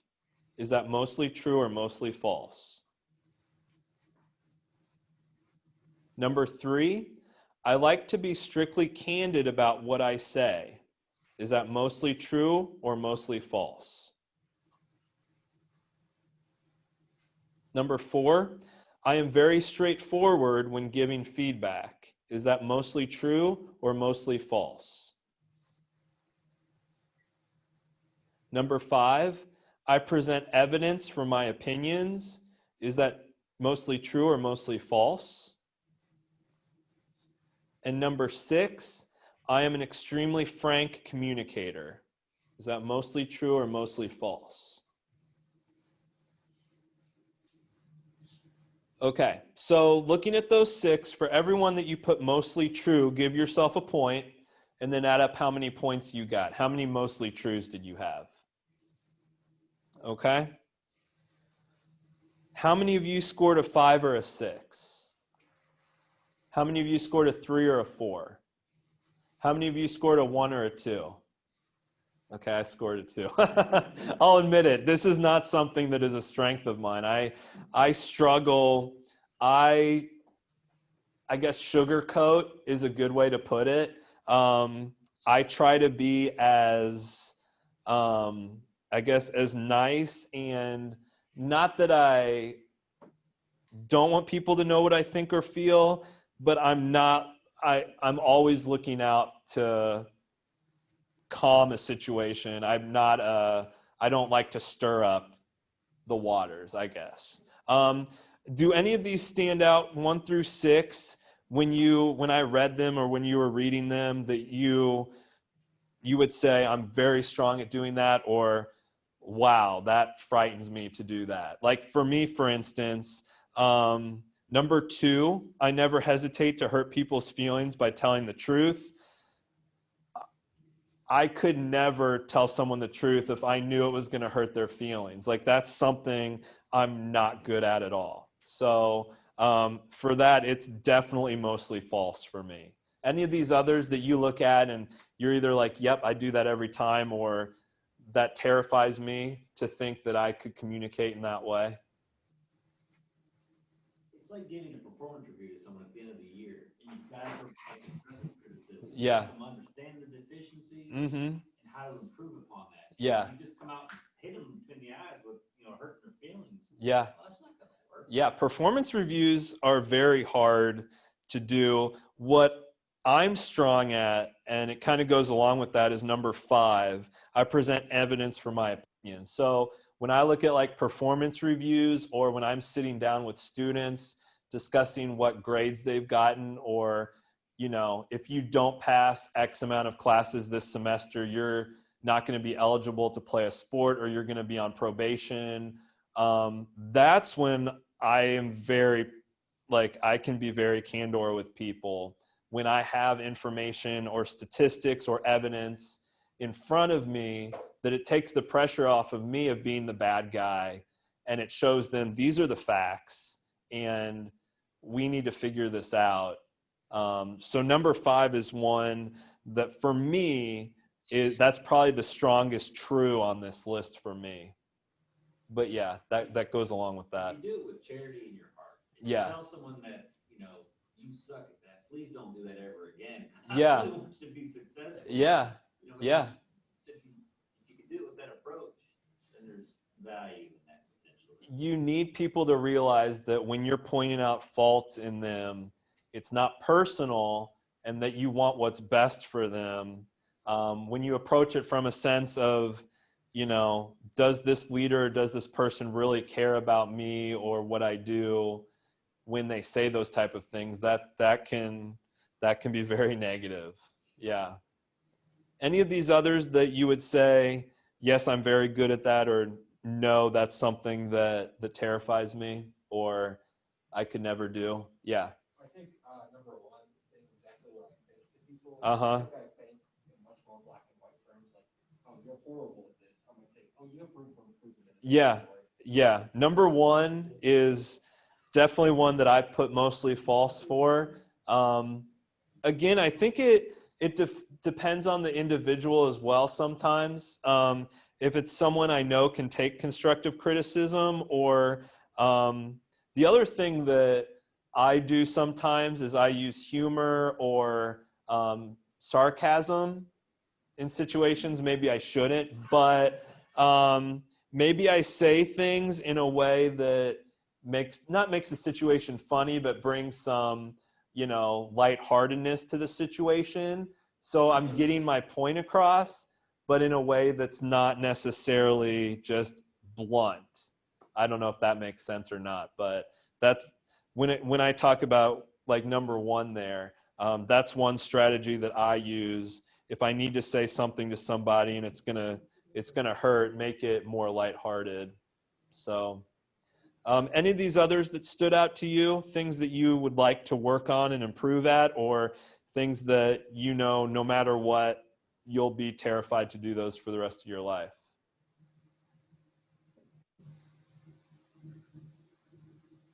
Okay, so some of the things that you should think about when we talk about candor and communicating in this way is, if you're able to communicate in this way, it is going to limit misunderstandings, and therefore these things aren't going to turn into hot topics. If you know that your leader is very frank and blunt with what they say, it may be hard at the very start, but let it sink in, think about it some, and more than likely you're going to realize, like we mentioned, that, you know, my boss or leader really wants the best for me, and if I want to keep this job, I do need to do better. And so that's something to think about. It lets followers know where the leader stands and what the leader expects. Again, it may be hard to take right up front, but then once you realize maybe that first time he's got to come down on you hard, then you know how to handle things from there on out. If you're able to do this, things work faster and better, more people get involved, and common organizational problems are limited as well. We're not going to look at stories in depth, but I'm sure you can all think of people. I know pastors do this a lot, where they incorporate stories into their sermons to get a certain point of view or take a look at something in a different perspective in order to help people realize where they're coming from. So I'm sure next time you listen to a sermon or listen, I don't know if any of you listen to TED Talks or things like that, but there's always a situation of a story being told that connects back to the main point, but says it kind of in a different way for other people to understand. So that's something that this chapter talks about as well. We're going to skip communicating to persuade and influence. I want to talk about channels for a little bit. Let's go to this chart, which is on page 277 of the textbook. And I think this gives a good idea of the richness of channels of communication. So looking at this chart here, you can see on the far left where it says low channel richness. What they mean by richness is how much information and how much understanding of communication can take place in that medium of communication. So low channel richness, it could be a formal report. This is where the information is directly passed along to someone, and it's very objective in the way it's written. You can continue to move along to memos and letters, which might be a little bit more personal or subjective based on the situation. Then you get into a lot of the technology type things with email, text messaging, internet. Those can kind of go either way depending on the situation. You get into telephone, Zoom, Skype conversations, and then finally face-to-face verbal. Obviously, that's going to give you the richest communication when you're actually in front of somebody and talking face-to-face.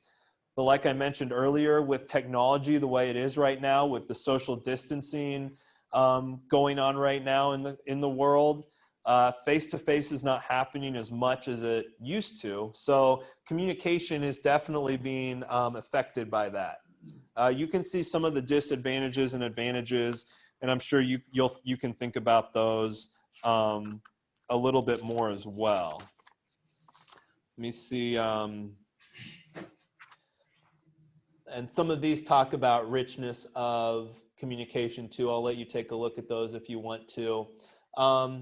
Real quick, when we talk about electronic messaging, whether it's text messages, emails, how many of you would say that your primary way to communicate with family, friends, coworkers is through either emails or texts, something like written in a virtual message? Okay. How many of you prefer like phone calls when you talk with people? Okay. And how many of you prefer like face-to-face? Okay. Okay. Again, every situation is different. Some scenarios, you may just need to tell someone, hey, can you do this? Or, can you pick up so-and-so at the airport at 3 o'clock or whatever it may be. Some of those you can do through text, emails, those type of things. Some things need to be discussed face-to-face though. Okay, let's see here. Redundant communication. I don't know if you've ever experienced this before, but someone might text or send you an email. Then you might receive a text 5 minutes later saying, hey, did you check your email? Or, hey, you need to check your email. Has anyone experienced that before where someone communicated to you about one specific item in multiple ways? Okay. Redundant communication, it sounds like a bad thing, but sometimes it's actually a good thing. If you make people realize that the information you're trying to get across to them is very important, it might be important to, again, talk in person about something and then do a follow-up email about that same topic with that person that same day or in the near future. It adds weight to the message as this PowerPoint talks about. So that's something to think about as well. It sounds like a bad thing, but sometimes it can be very positive if you're really focusing on getting that point across. Again, we won't talk about these, but I'm sure maybe you've thought about some of these before with the advancements in technology that we have. And I know a lot of people have said, as communication has opened up globally, where we can talk live with people around the world, even though all these, communication lines have been open, people are still lonely, depressed, they don't feel connected to people.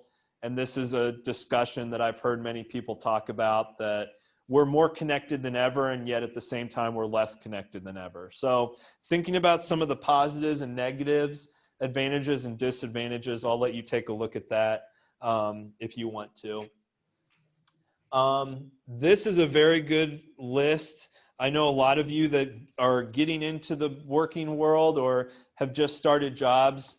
A list here, Exhibit 9.7, which is on page 280 of the textbooks, do's and don'ts of electronic email or electronic mail.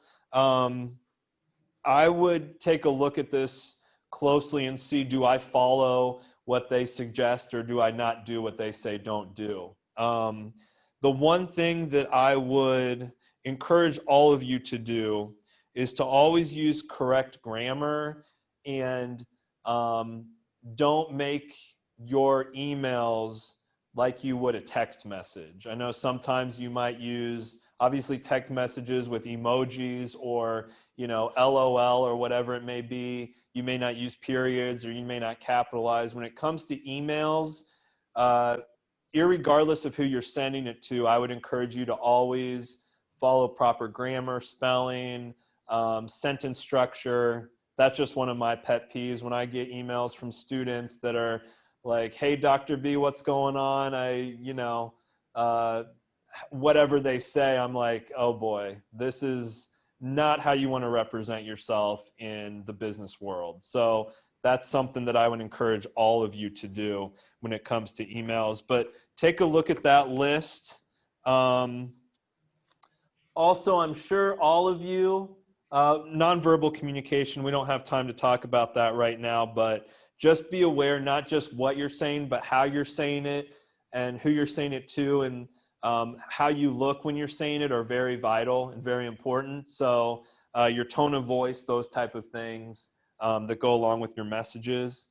I'm guessing all of you have some sort of social media, and so this textbook kind of touches on that, how you can send messages, or even through the pictures or the quotes or what you share on social media can speak directly to who you are, or how other people form their opinions of you.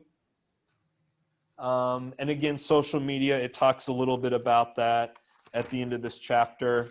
And then the final thing is just talking about crises within an organization. I'll let you take a look at that as well. Some of the tips for crisis situations that it talks about at the end of this chapter. Okay, so we're going to take a break here in just a second, but for chapter 9, the 2 assignments for chapter 9, first of all, discussion question number 3, which is on page 284 of the textbook. That's the first discussion that you're going to be doing this week, that initial post. Your answers to question number 3 will be due tomorrow night at midnight for that. And then for the case study for this chapter, the superintendent's directive, which is on pages 286 and 287. And there's 3 questions that go along with that for chapter 9. Are there any questions about chapter 9? I know we rushed through the last little bit, but there's a lot of good information and value in that chapter. Okay, let's come back at 8:35. It's 8:22 right now, so about 13 minutes, and we'll go through chapter 10. I won't take as much time on chapter 10 as I did on chapter 9, but I do like chapter 10 as well, so we'll go through that. So take a break. I'll see you in a couple minutes.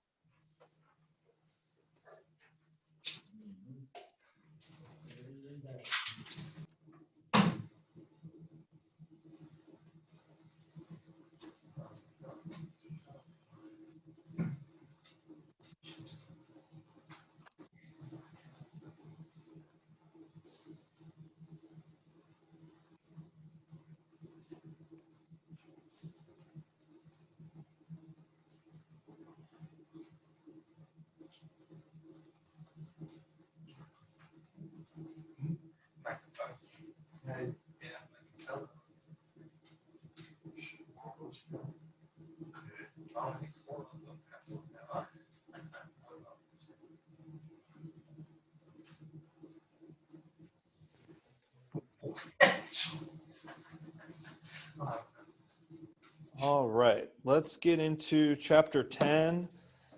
I don't think chapter 10 will take quite as long as chapter 9. There's a few things I want to focus on, but I think some of these things will be either self-explanatory, or you might have heard from other classes or other things that you've been a part of. So this chapter is about leading teams. And so this is coming from either a coaching or managing perspective when it comes to teams themselves. So the learning objectives for this chapter: turn a group of individuals into a collaborative team that achieves high performance through a shared mission and collective responsibility. Identify challenges associated with teamwork and explain why people sometimes have negative feelings about working in a team. Lead a team to high performance by providing a compelling purpose and clear objectives, clarifying roles and responsibilities, designing the team in terms of size and diversity, giving team members decision authority, and providing support and coaching. And then finally, understand and handle the stages of team development and know how to promote cohesiveness and shape productive team norms. understand the challenges and benefits of virtual teams and the team leader behaviors that contribute to virtual team effectiveness, and then handle conflicts that inevitably arise among members of a team. So before we talk about what the textbook thinks are values or benefits of a team, what would you say are some of the values or benefits of working in a team type of situation? Multiple opinions. Multiple opinions. Yep. Anybody else?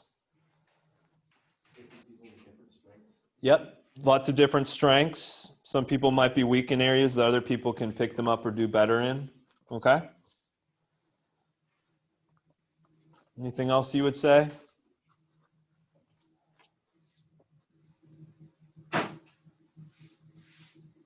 Okay, so here are some of the things the textbook talks about. First of all, for interdependent tasks or tasks where everything fits together in some way, where one part of an organization is dependent on the success or failure of another.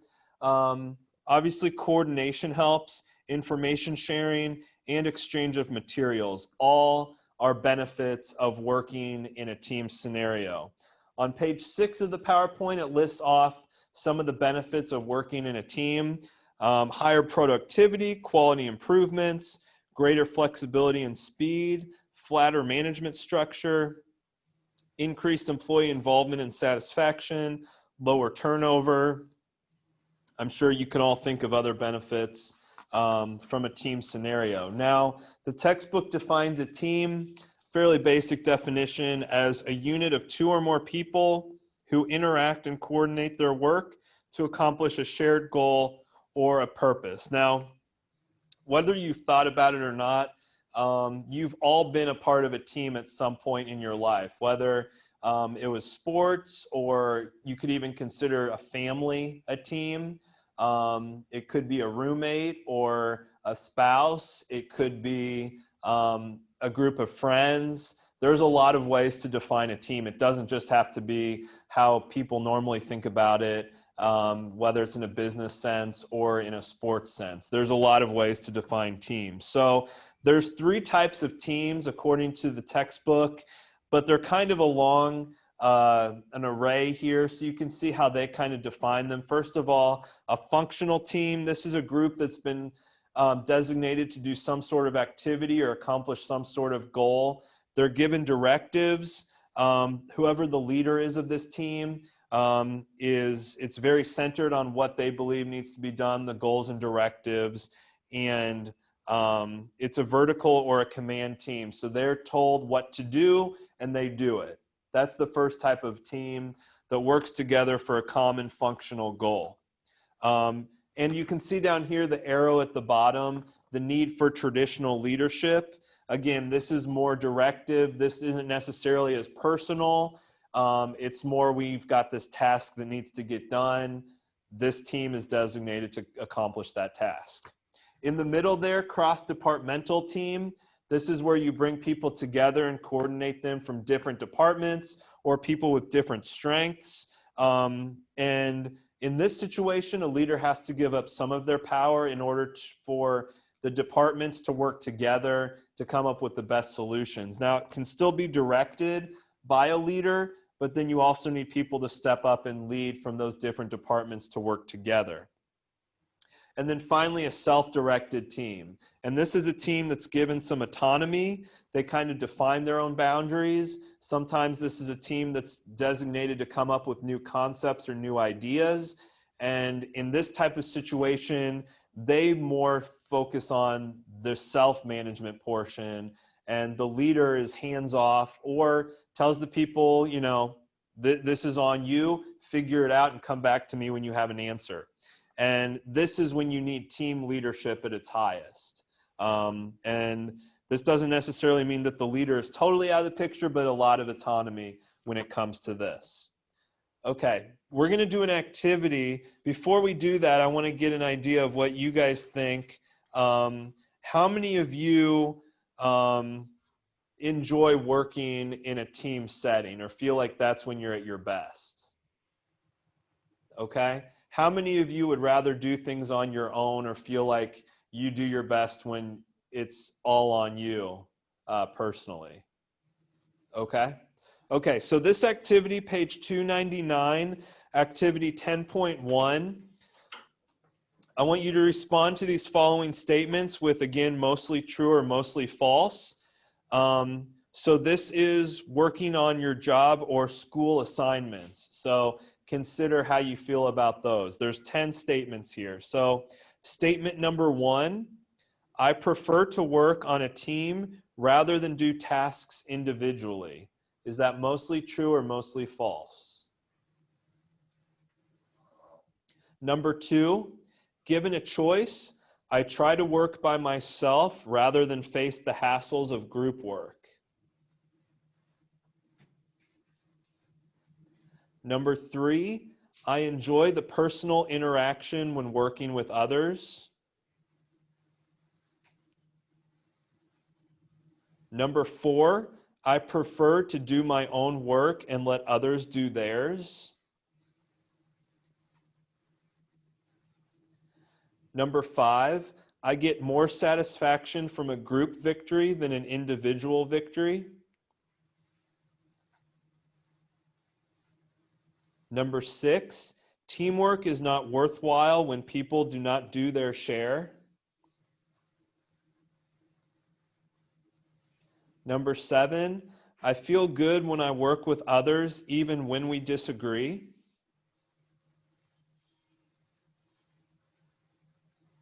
Number 8, I prefer to rely on myself rather than others to do a job or assignment. Number 9, I find that working as a member of a team increases my ability to perform well. And finally, number 10, it annoys me to do work as a member of a team.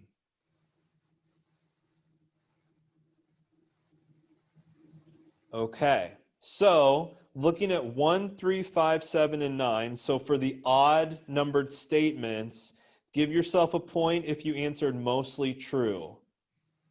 Mostly true for 1, 3, 5, 7, and 9. And for 2, 4, 6, 8, and 10 for the even, give yourself a point if you answered mostly false for 2, 4, 6, 8, or 10.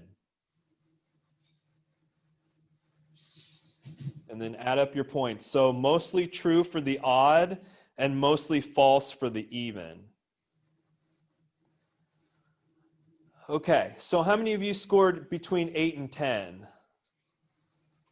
Did anyone score between 8 and 10? Okay, how about 4 to 7? In the 4 to 7 range, okay? How about 0 to 3?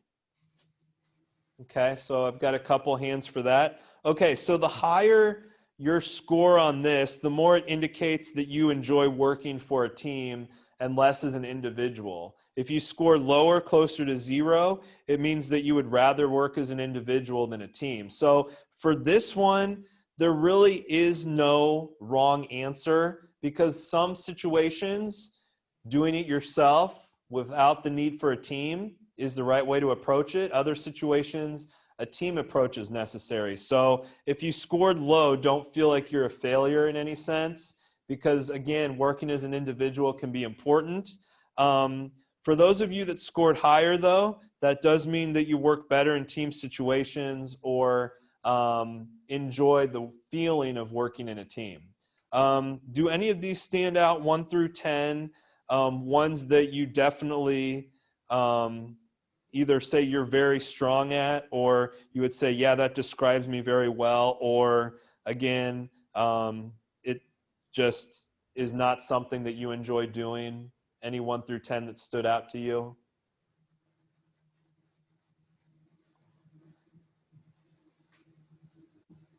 I would say 8 for rely on myself rather than others to do a job assignment. Okay, so number 8, did you say that was mostly true or mostly false? True. I mean, Yeah. I feel more comfortable if I'm in control of something that I know I'm working on a design package and I know that I have this piece of me so much more comfortable every time we're toward deadline. 'Cause that's Yeah. under my control. Yeah. Yeah, I think number 8, I would say mostly true as well. That when it comes to a job or an assignment that I feel competent to do, I'd rather do it myself than rely on someone else to take care of it. I would say the one that makes me think the most, or the one that got me, is number 6. Teamwork is not worthwhile when people do not do their share. The textbook would lead you to believe that teamwork is worthwhile no matter what, because they say that mostly false is the right answer, not the right answer, but the answer you would give if you enjoy working in teams. To me, though, I very rarely enjoy teams where I feel like I'm pulling the weight, or there's members of the team that are not doing what they're supposed to, or holding back what the team should be doing. So number 6 is one that I get more frustrated in situations like that than see that as a positive for me. Any others that stood out to you?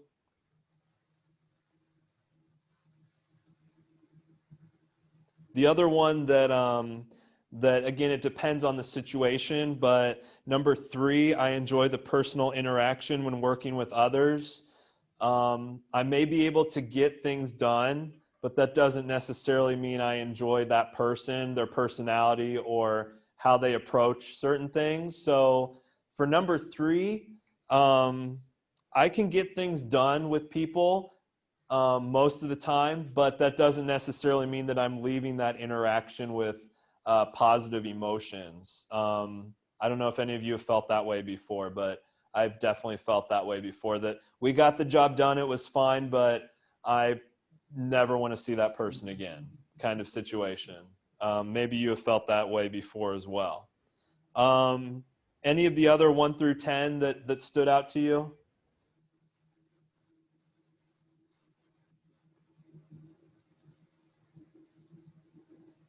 Okay. Well, hopefully that was a good, I really like that, that experiment there, those questions. I think that helps. And it looked like most of you were in the 4 to 7 range, which means that most of you work well as an individual and well as a team. So that's positive. I think somewhere in the middle is what you want to look for in that kind of scenario. Okay. So this is kind of what I was talking about when I was talking about when people don't do their share. This is the dilemma that I want to focus on, is the idea of a free rider. And I'm sure we can all identify people that you've worked on, or coworkers or team members, that they're part of the team in name only. And the whole reason, or not the whole reason, but the point of why they're on the team, or the role that they play in the team, is that they get the benefits from being a member of the team, but they don't actively participate in and contribute to the team's work. It's also referred to as social loafing. How many have been, I'm guessing everyone will raise their hand, but have been in a scenario where there's been a free rider that's been part of a team that you've been a part of before? Okay, yeah, I would assume so. What are some of the ways you can identify, or what are some of the attributes that you see in people that you would identify as free riders? Anything that stands out, or characteristics you've seen before with people like this? People that don't buy into the culture. Yeah. And the reason why you're doing what you do. Okay, so they haven't bought into the culture. Okay. Any other characteristics or aspects of free riders? They like to show up to the meetings but never contribute or Right. never deliver. Yeah, they may not bring a pad of paper or pencil. They're there in body only, but they're not, their brain did not enter the building. Yeah. Yeah. They're always looking, what can I get out of this, and not what can I give to benefit this team. Okay. Yeah, excuses are a big part of it. They always seem to have, it's not their fault. Exactly. Yeah. They'll take the praise when good things happen, but they'll never take the blame when bad things happen. So again, I'm sure you can all think of specific situations. We won't do that right now, but free riders, or those that socially loaf, are things that can be bad for teams. Some of the dysfunctions of teams, this chart is on page 299. Again, we won't look at it real closely, but some of you have probably experienced these before, where there's a lack of trust within a team. There's a fear of conflict. People won't say what they mean to say, or again, there's no open communication because they fear conflict. There's a lack of commitment, kind of like what Ollie said, where they're not necessarily in with the culture or totally committed to the goals or the opinions and ideas of the culture. There's an avoidance of accountability, like we mentioned, lots of excuses, nothing's their fault, and then inattention to results. The individual members put their personal ambition above the needs and the results of the department or the business as a whole. So those are 5 common dysfunctions, and I'm guessing all of you have experienced those or seen those at some point. Again, we won't look at these real closely, but these are some elements that lead to high performance, kind of on the totally opposite side of that list that we just looked at. But there's a compelling purpose, clear objectives, explicit metrics. Everyone knows the direction you're heading, and everyone's heading in that direction together. There's a diversity of skills and unambiguous roles. Basically, what that means is that everyone has a clear, forthright role in the organization or the team, and they understand what they as an individual have to do to benefit the team. Streamlined team size. Every situation is different, but sometimes a small team can be just as effective as a big team. It depends on the scenario that requires the team. Decision authority over how to achieve goals. So everyone's working towards specific goals, but it's important to have someone or some people in charge who are making those goals and explaining those goals to every individual. And then support and coaching. This kind of goes back to the idea of when people are doing well, they need to know that they're doing well. If they're not doing well, then they need to be able to understand where they need to improve, but understand that there is kindness and caring coming from behind those statements. Okay, Exhibit 10.3, which is on page 302 of the textbook. There are 5 stages that this textbook talks about.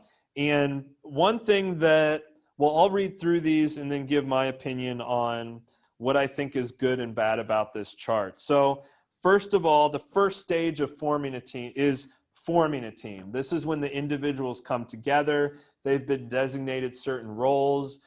They've been put in this group, and either they may not even know who each other is. They're still trying to identify who everybody is and what their role is.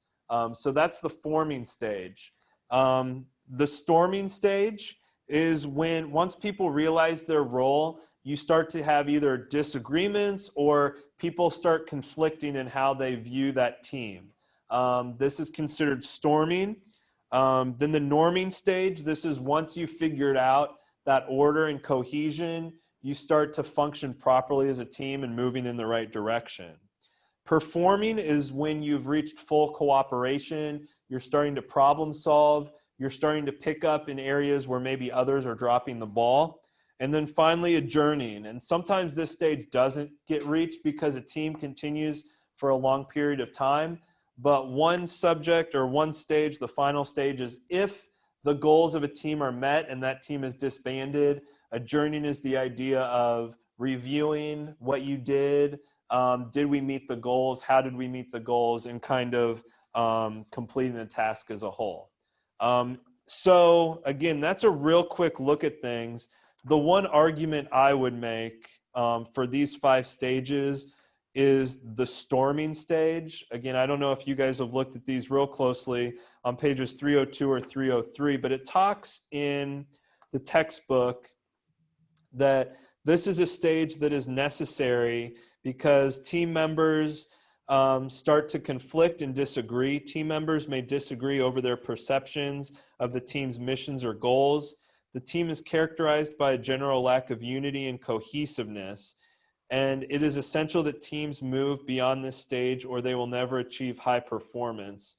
I know personally, I have been on teams, and maybe it's because I was sort of familiar with the people ahead of time, but some teams I've been on have never had this storming stage, which the textbook talks about as being essential to move and achieve high performance. I don't know if that's just my personal experiences, but I know I've been on teams before where that stage has either been skipped or I've never seen it at all.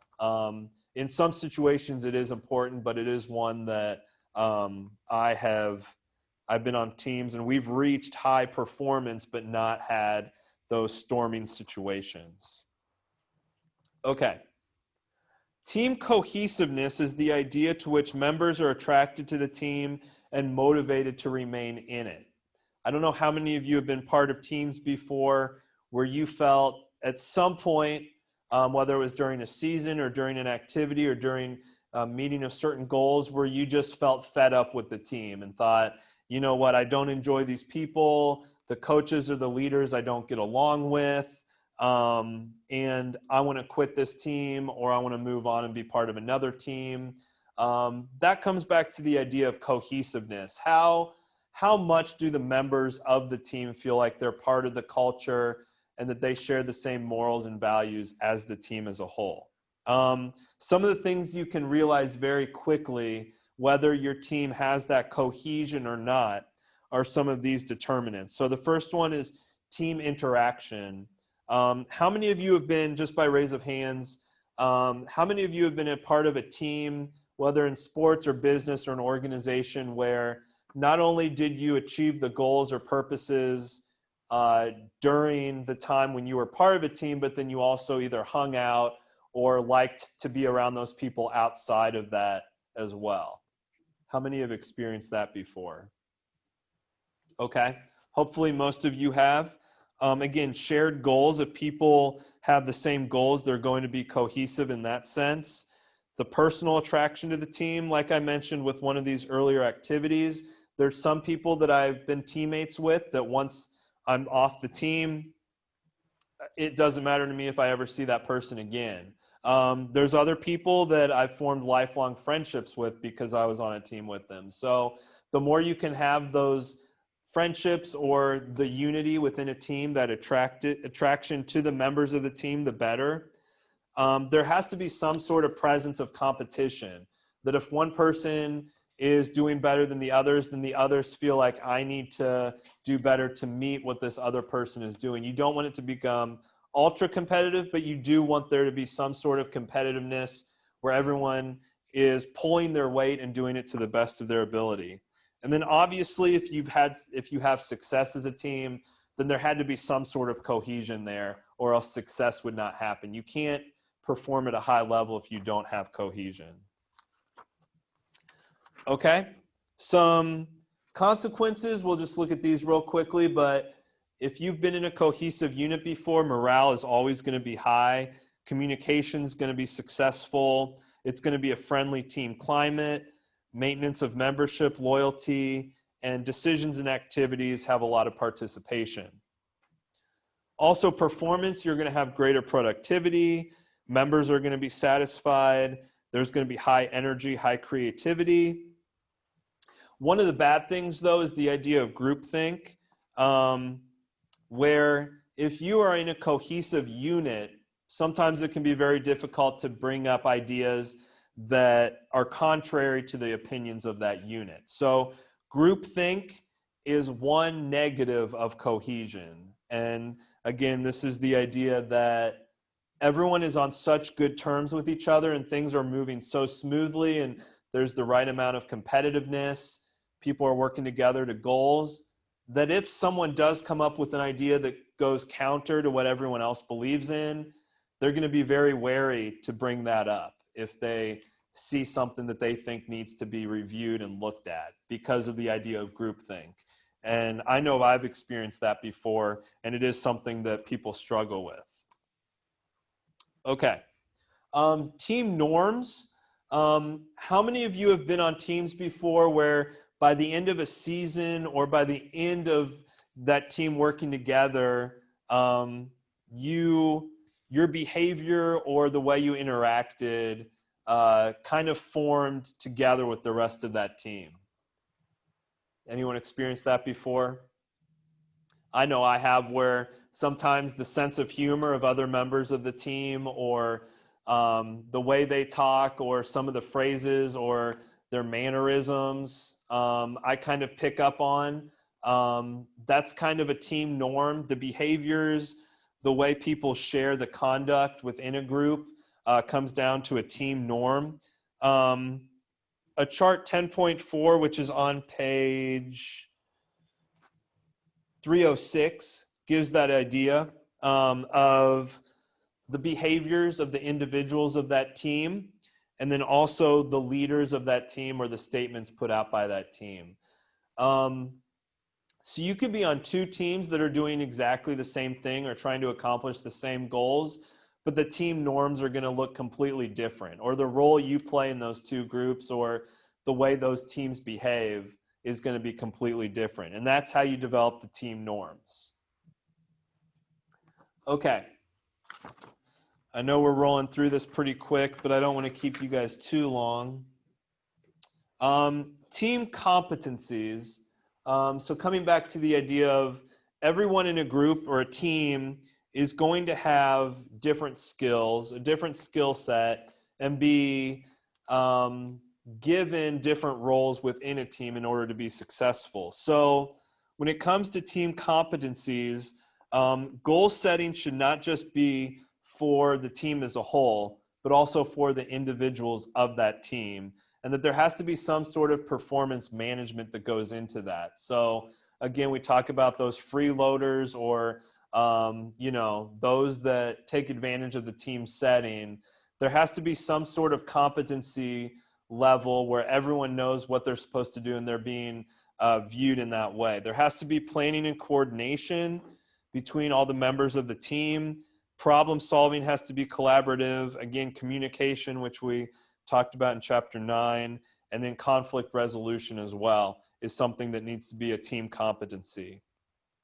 Okay, so looking at this list here on slide 20 of the PowerPoint, there's different roles that people fill in teams. And the first one is task specialist roles. The next one is socio-emotional roles. So looking at these two categories here, who would want to give, when you're in a team, what kind of role do you feel like you play a majority of the time when you're on a team? Do any of these stand out to you as, oh yeah, that's what I do when I'm in a team setting?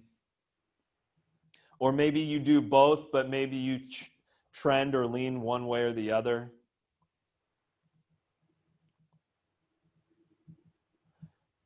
So I'll give you what I think I do. I feel like when I am in a team setting, probably the thing that I do best is harmonize or reduce tension. Not necessarily that I don't do tasks, but I feel like my greatest strength in a team setting is to bring harmony or togetherness within a team. And so that's probably my biggest strength of what I bring.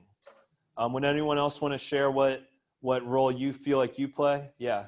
I feel like I generally lean towards task specialist roles. Okay. It depends on my technical skills in the situation. Okay. I feel like I'm really technically proficient on being task specialist, but if not, I'll lean towards association. Okay. Okay. Anyone else want to share? Yeah. I certainly try to harmonize the group, Harmonize. try and have everyone working together. Yeah. Because output would be Yeah. Yeah. So you and I are probably similar in that way. Yeah. Harmonization is important to us. Anyone else want to share what role? Again, not always, not necessarily 100% of the time, but a majority of the time you trend or you tend to fill a specific role in a team.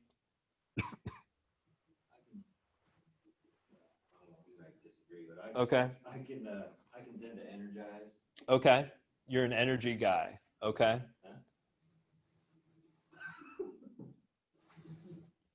Okay. Anyone else want to share what you feel like the role is that you fill in a team? Yeah, I'm probably the harmonize and summarize. Okay. So you kind of fill both categories to an extent. Okay. Okay. This is something that I think is very important to look at right now with, again, social distancing, doing a lot of work from home type stuff. Virtual teams are becoming more and more popular just because of the times we're in with the pandemic and everything. So a virtual team is made up of people from either geographically or organizationally dispersed members. They still have a common purpose, but they're linked through advanced information technologies. So how many of you are in some sort of virtual team right now, would you say? Okay, okay. I would say all of you, if you thought about it, probably would be. Again, it could be with your family members. Maybe you haven't been able to see them in months with this pandemic, but you still have a common purpose or some sort of link to them that's caused you to stay connected virtually, but you can't be with them face to face. So that's what a virtual team is. And then a global team is where members come from different backgrounds, different cultures, different countries, and they have to coordinate some part of their activities on a global basis. So this is more for international teams or international companies that work globally.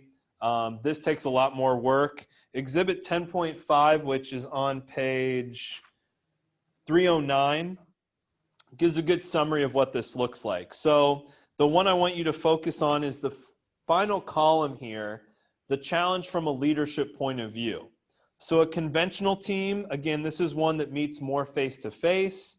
Members are the same from the same culture, or the same department or business.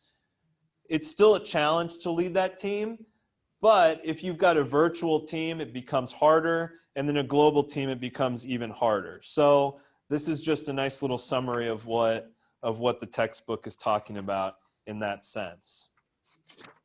Okay, so most of you either right now or in the near future could potentially be a virtual team leader because of where we are in society and the way technology has taken over. So some things to think about if this is a role that you're filling right now or potentially could fill in the future. First of all, you want to select the right team members. And this one is vitally important, not necessarily just to select the right team members, but also the right amount of team members as well. Again, some issues, some goals, you may be able to perform with 2 or 3 members. Some may take more than that. So selecting the right team members and the right amount of team members. Starting off right, this goes back to the idea of having a clear vision, goals, roles set out in front of or at the very start so everyone knows what their role is and what they need to accomplish. Use technology to build relationships. This one is a little bit more difficult because of the distance and sometimes the richness of the communication can't happen as well through Zoom meetings or Skype interviews or phone calls. And so using the technology better to build relationships is a skill that needs to be developed. And then agree on ground roles. Who's leading the conversations in our meetings? How are we going to disseminate information throughout the group? Are we going to do emails, PowerPoints? However we do it, we need to agree on that ahead of time. Okay. The last thing, yeah, we're going to look at one more thing tonight, and this one is conflict. So we've talked about a lot of good things that can happen in a group. Now we're going to look at a bad thing, and that's conflict. And so this is antagonistic interaction in which one party attempts to thwart the intentions or goals of another. Can anyone give any specific examples of a team you've been in and a conflict that arose within that team?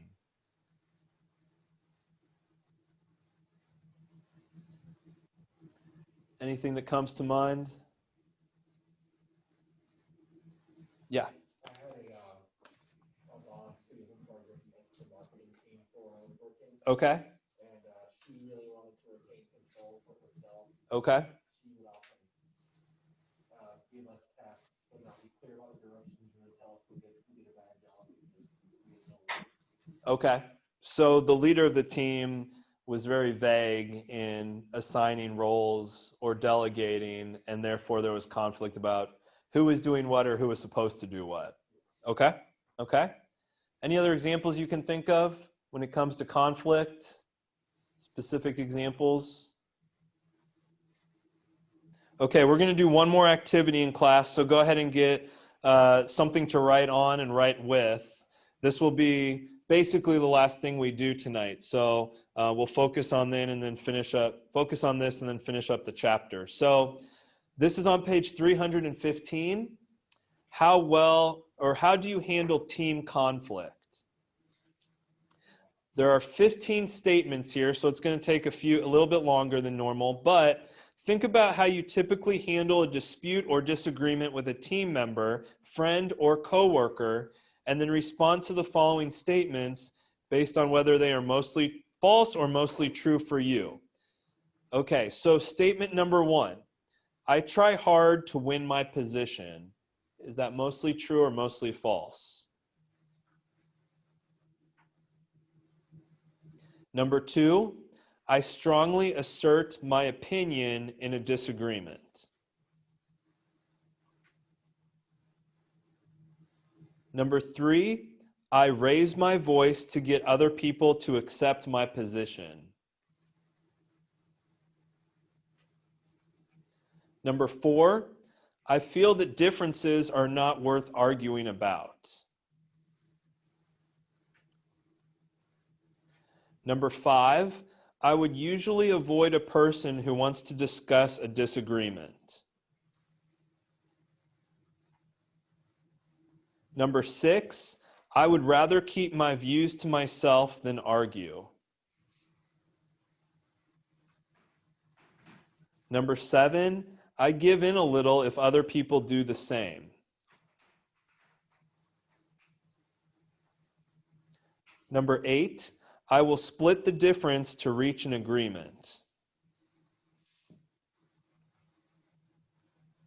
Number 9, I typically give up some points in exchange for others. Number 10, I don't want to hurt other people's feelings. Number 11, I am quick to agree when someone I am arguing with makes a good point. Number 12, I try to smooth over disagreements. Number 13, I suggest a solution that includes the other person's point of view. Sorry, let me read that again. Number 13, I suggest a solution that includes the other I'm getting tongue-tied, I'm sorry. It's getting late. One more time. I suggest a solution that includes the other person's point of view. That's number 13. Sorry about that. Number 14, I consider the merits of other viewpoints as equal to my own. And number 15, I try to include the other person's ideas to create an acceptable solution. Okay, so we're going to break this down into 5 different categories. So for questions 1 through 3, if you marked mostly true, give yourself a point for 1 through 3.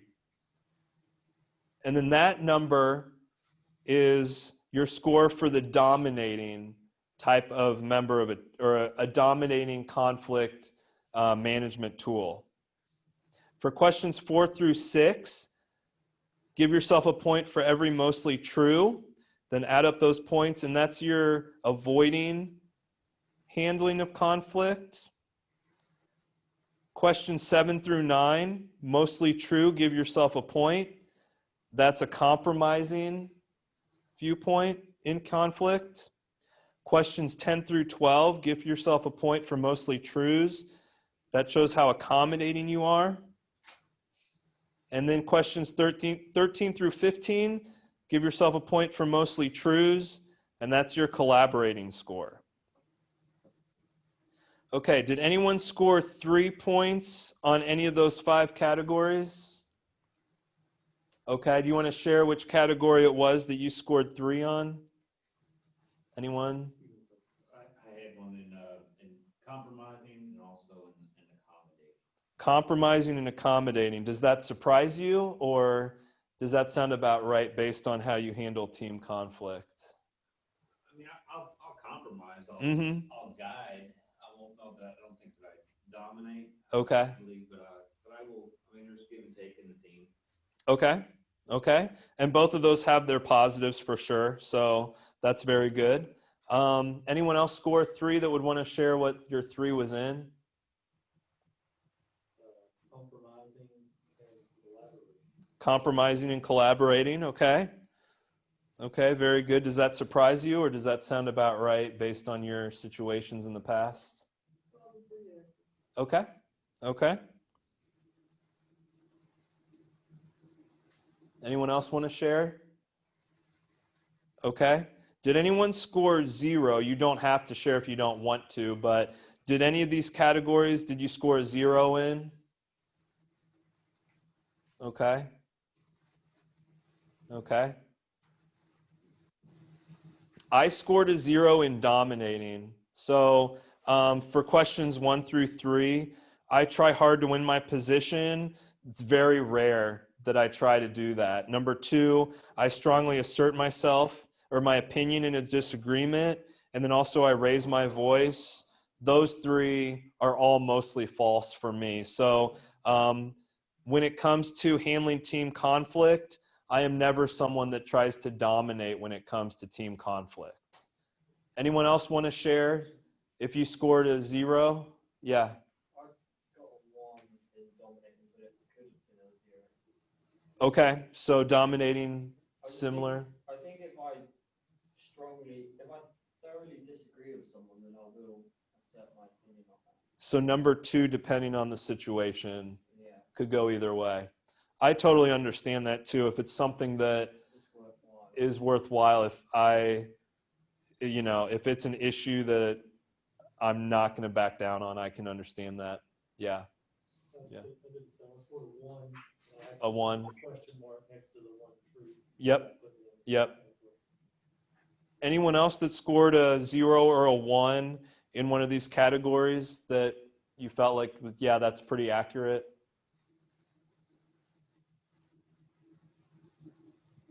Okay. So one of the ideas that the textbook talks about is this exhibit 10.6, which is on page, where is it at? 313. I think it's fairly accurate. The team performance, there has to be some amount of conflict in a team in order to succeed at a high level. Now, this doesn't necessarily mean that it's breaking down a team, but I think when it comes to the building of ideas or solutions to a problem, if there's no conflict there, that can be harmful to an organization or a team. How many of you look at this chart and agree with it or disagree, and why do you agree or disagree? Does it make sense to you, or would you say, no, I don't see that, and why or why not? I think it makes sense. I mean, if you're not having some conflict with no different viewpoints being offered, Mm-hmm. for discussion. Yeah. And obviously, if you have nothing but conflict, then also Yeah. Yep. Okay. One more exhibit we're going to look at. This goes back to the activity that we just did with the 5 different ways to handle team conflict. You can see here the whole idea of avoiding. This is when people are very unassertive, but also uncooperative when it comes to handling team conflict. The whole idea of no way, not only no way are we going to get this done, but no way am I going to step up and get involved in it either. Above that is the dominating point of view. That's where you've got people that are very assertive, but they're uncooperative with the team as a whole. And that's my way. Moving down to the bottom right, accommodating. This is people who are very unassertive, but very cooperative.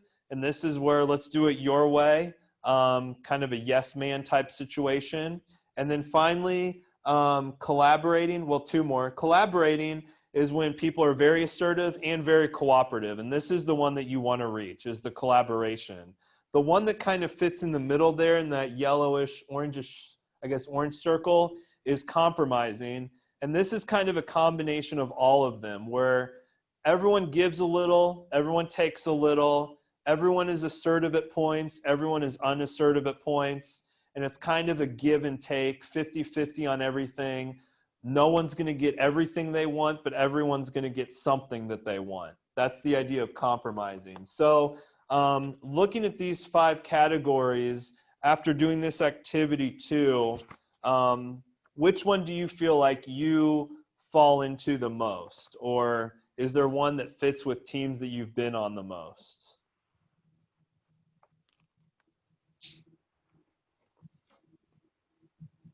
I think for me, one of the things that I definitely need to improve on is I fall into the accommodating category a lot, where I might have differing ideas or opinions, but sometimes I can be unassertive, and therefore to ensure the cohesion of the team, I'd rather just have someone do it the way they think it needs to be done than voice my opinion and create conflict in the team. So I would say that I hate to do it and I try to improve on it all the time, but accommodating is one thing that sometimes I fall into and need to do better at asserting myself when the opportunity arises.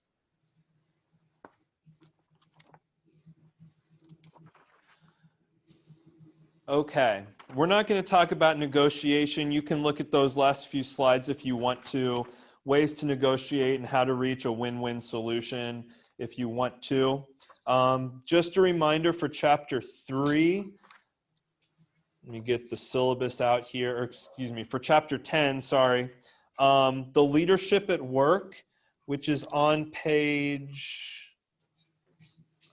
318 and 319. There are 5 questions for that, looking for team feedback. The 5 questions, and you don't have to write a whole lot for each of these since there's 5 of them, but looking at a specific experience with a team at work or school, you're going to write down answers to these 5 questions. That's on page 318 and 319. And then you're going to respond to other students. Again, that's due tomorrow night at midnight. And then the case for this one is decision time. That's on pages 319 and 320. And there are 3 questions that go along with that. Are there any questions about chapters 9 or 10 or any of the assignments? All right. Well, that's the end of class tonight. I will see you all next Monday. And if you have any questions, feel free to email me and I'll get back to you as quickly as possible. All right. You all have a good night. And is someone going to shut down in Jefferson City? Someone know? Okay. Awesome. All right. I'll see you guys next Monday.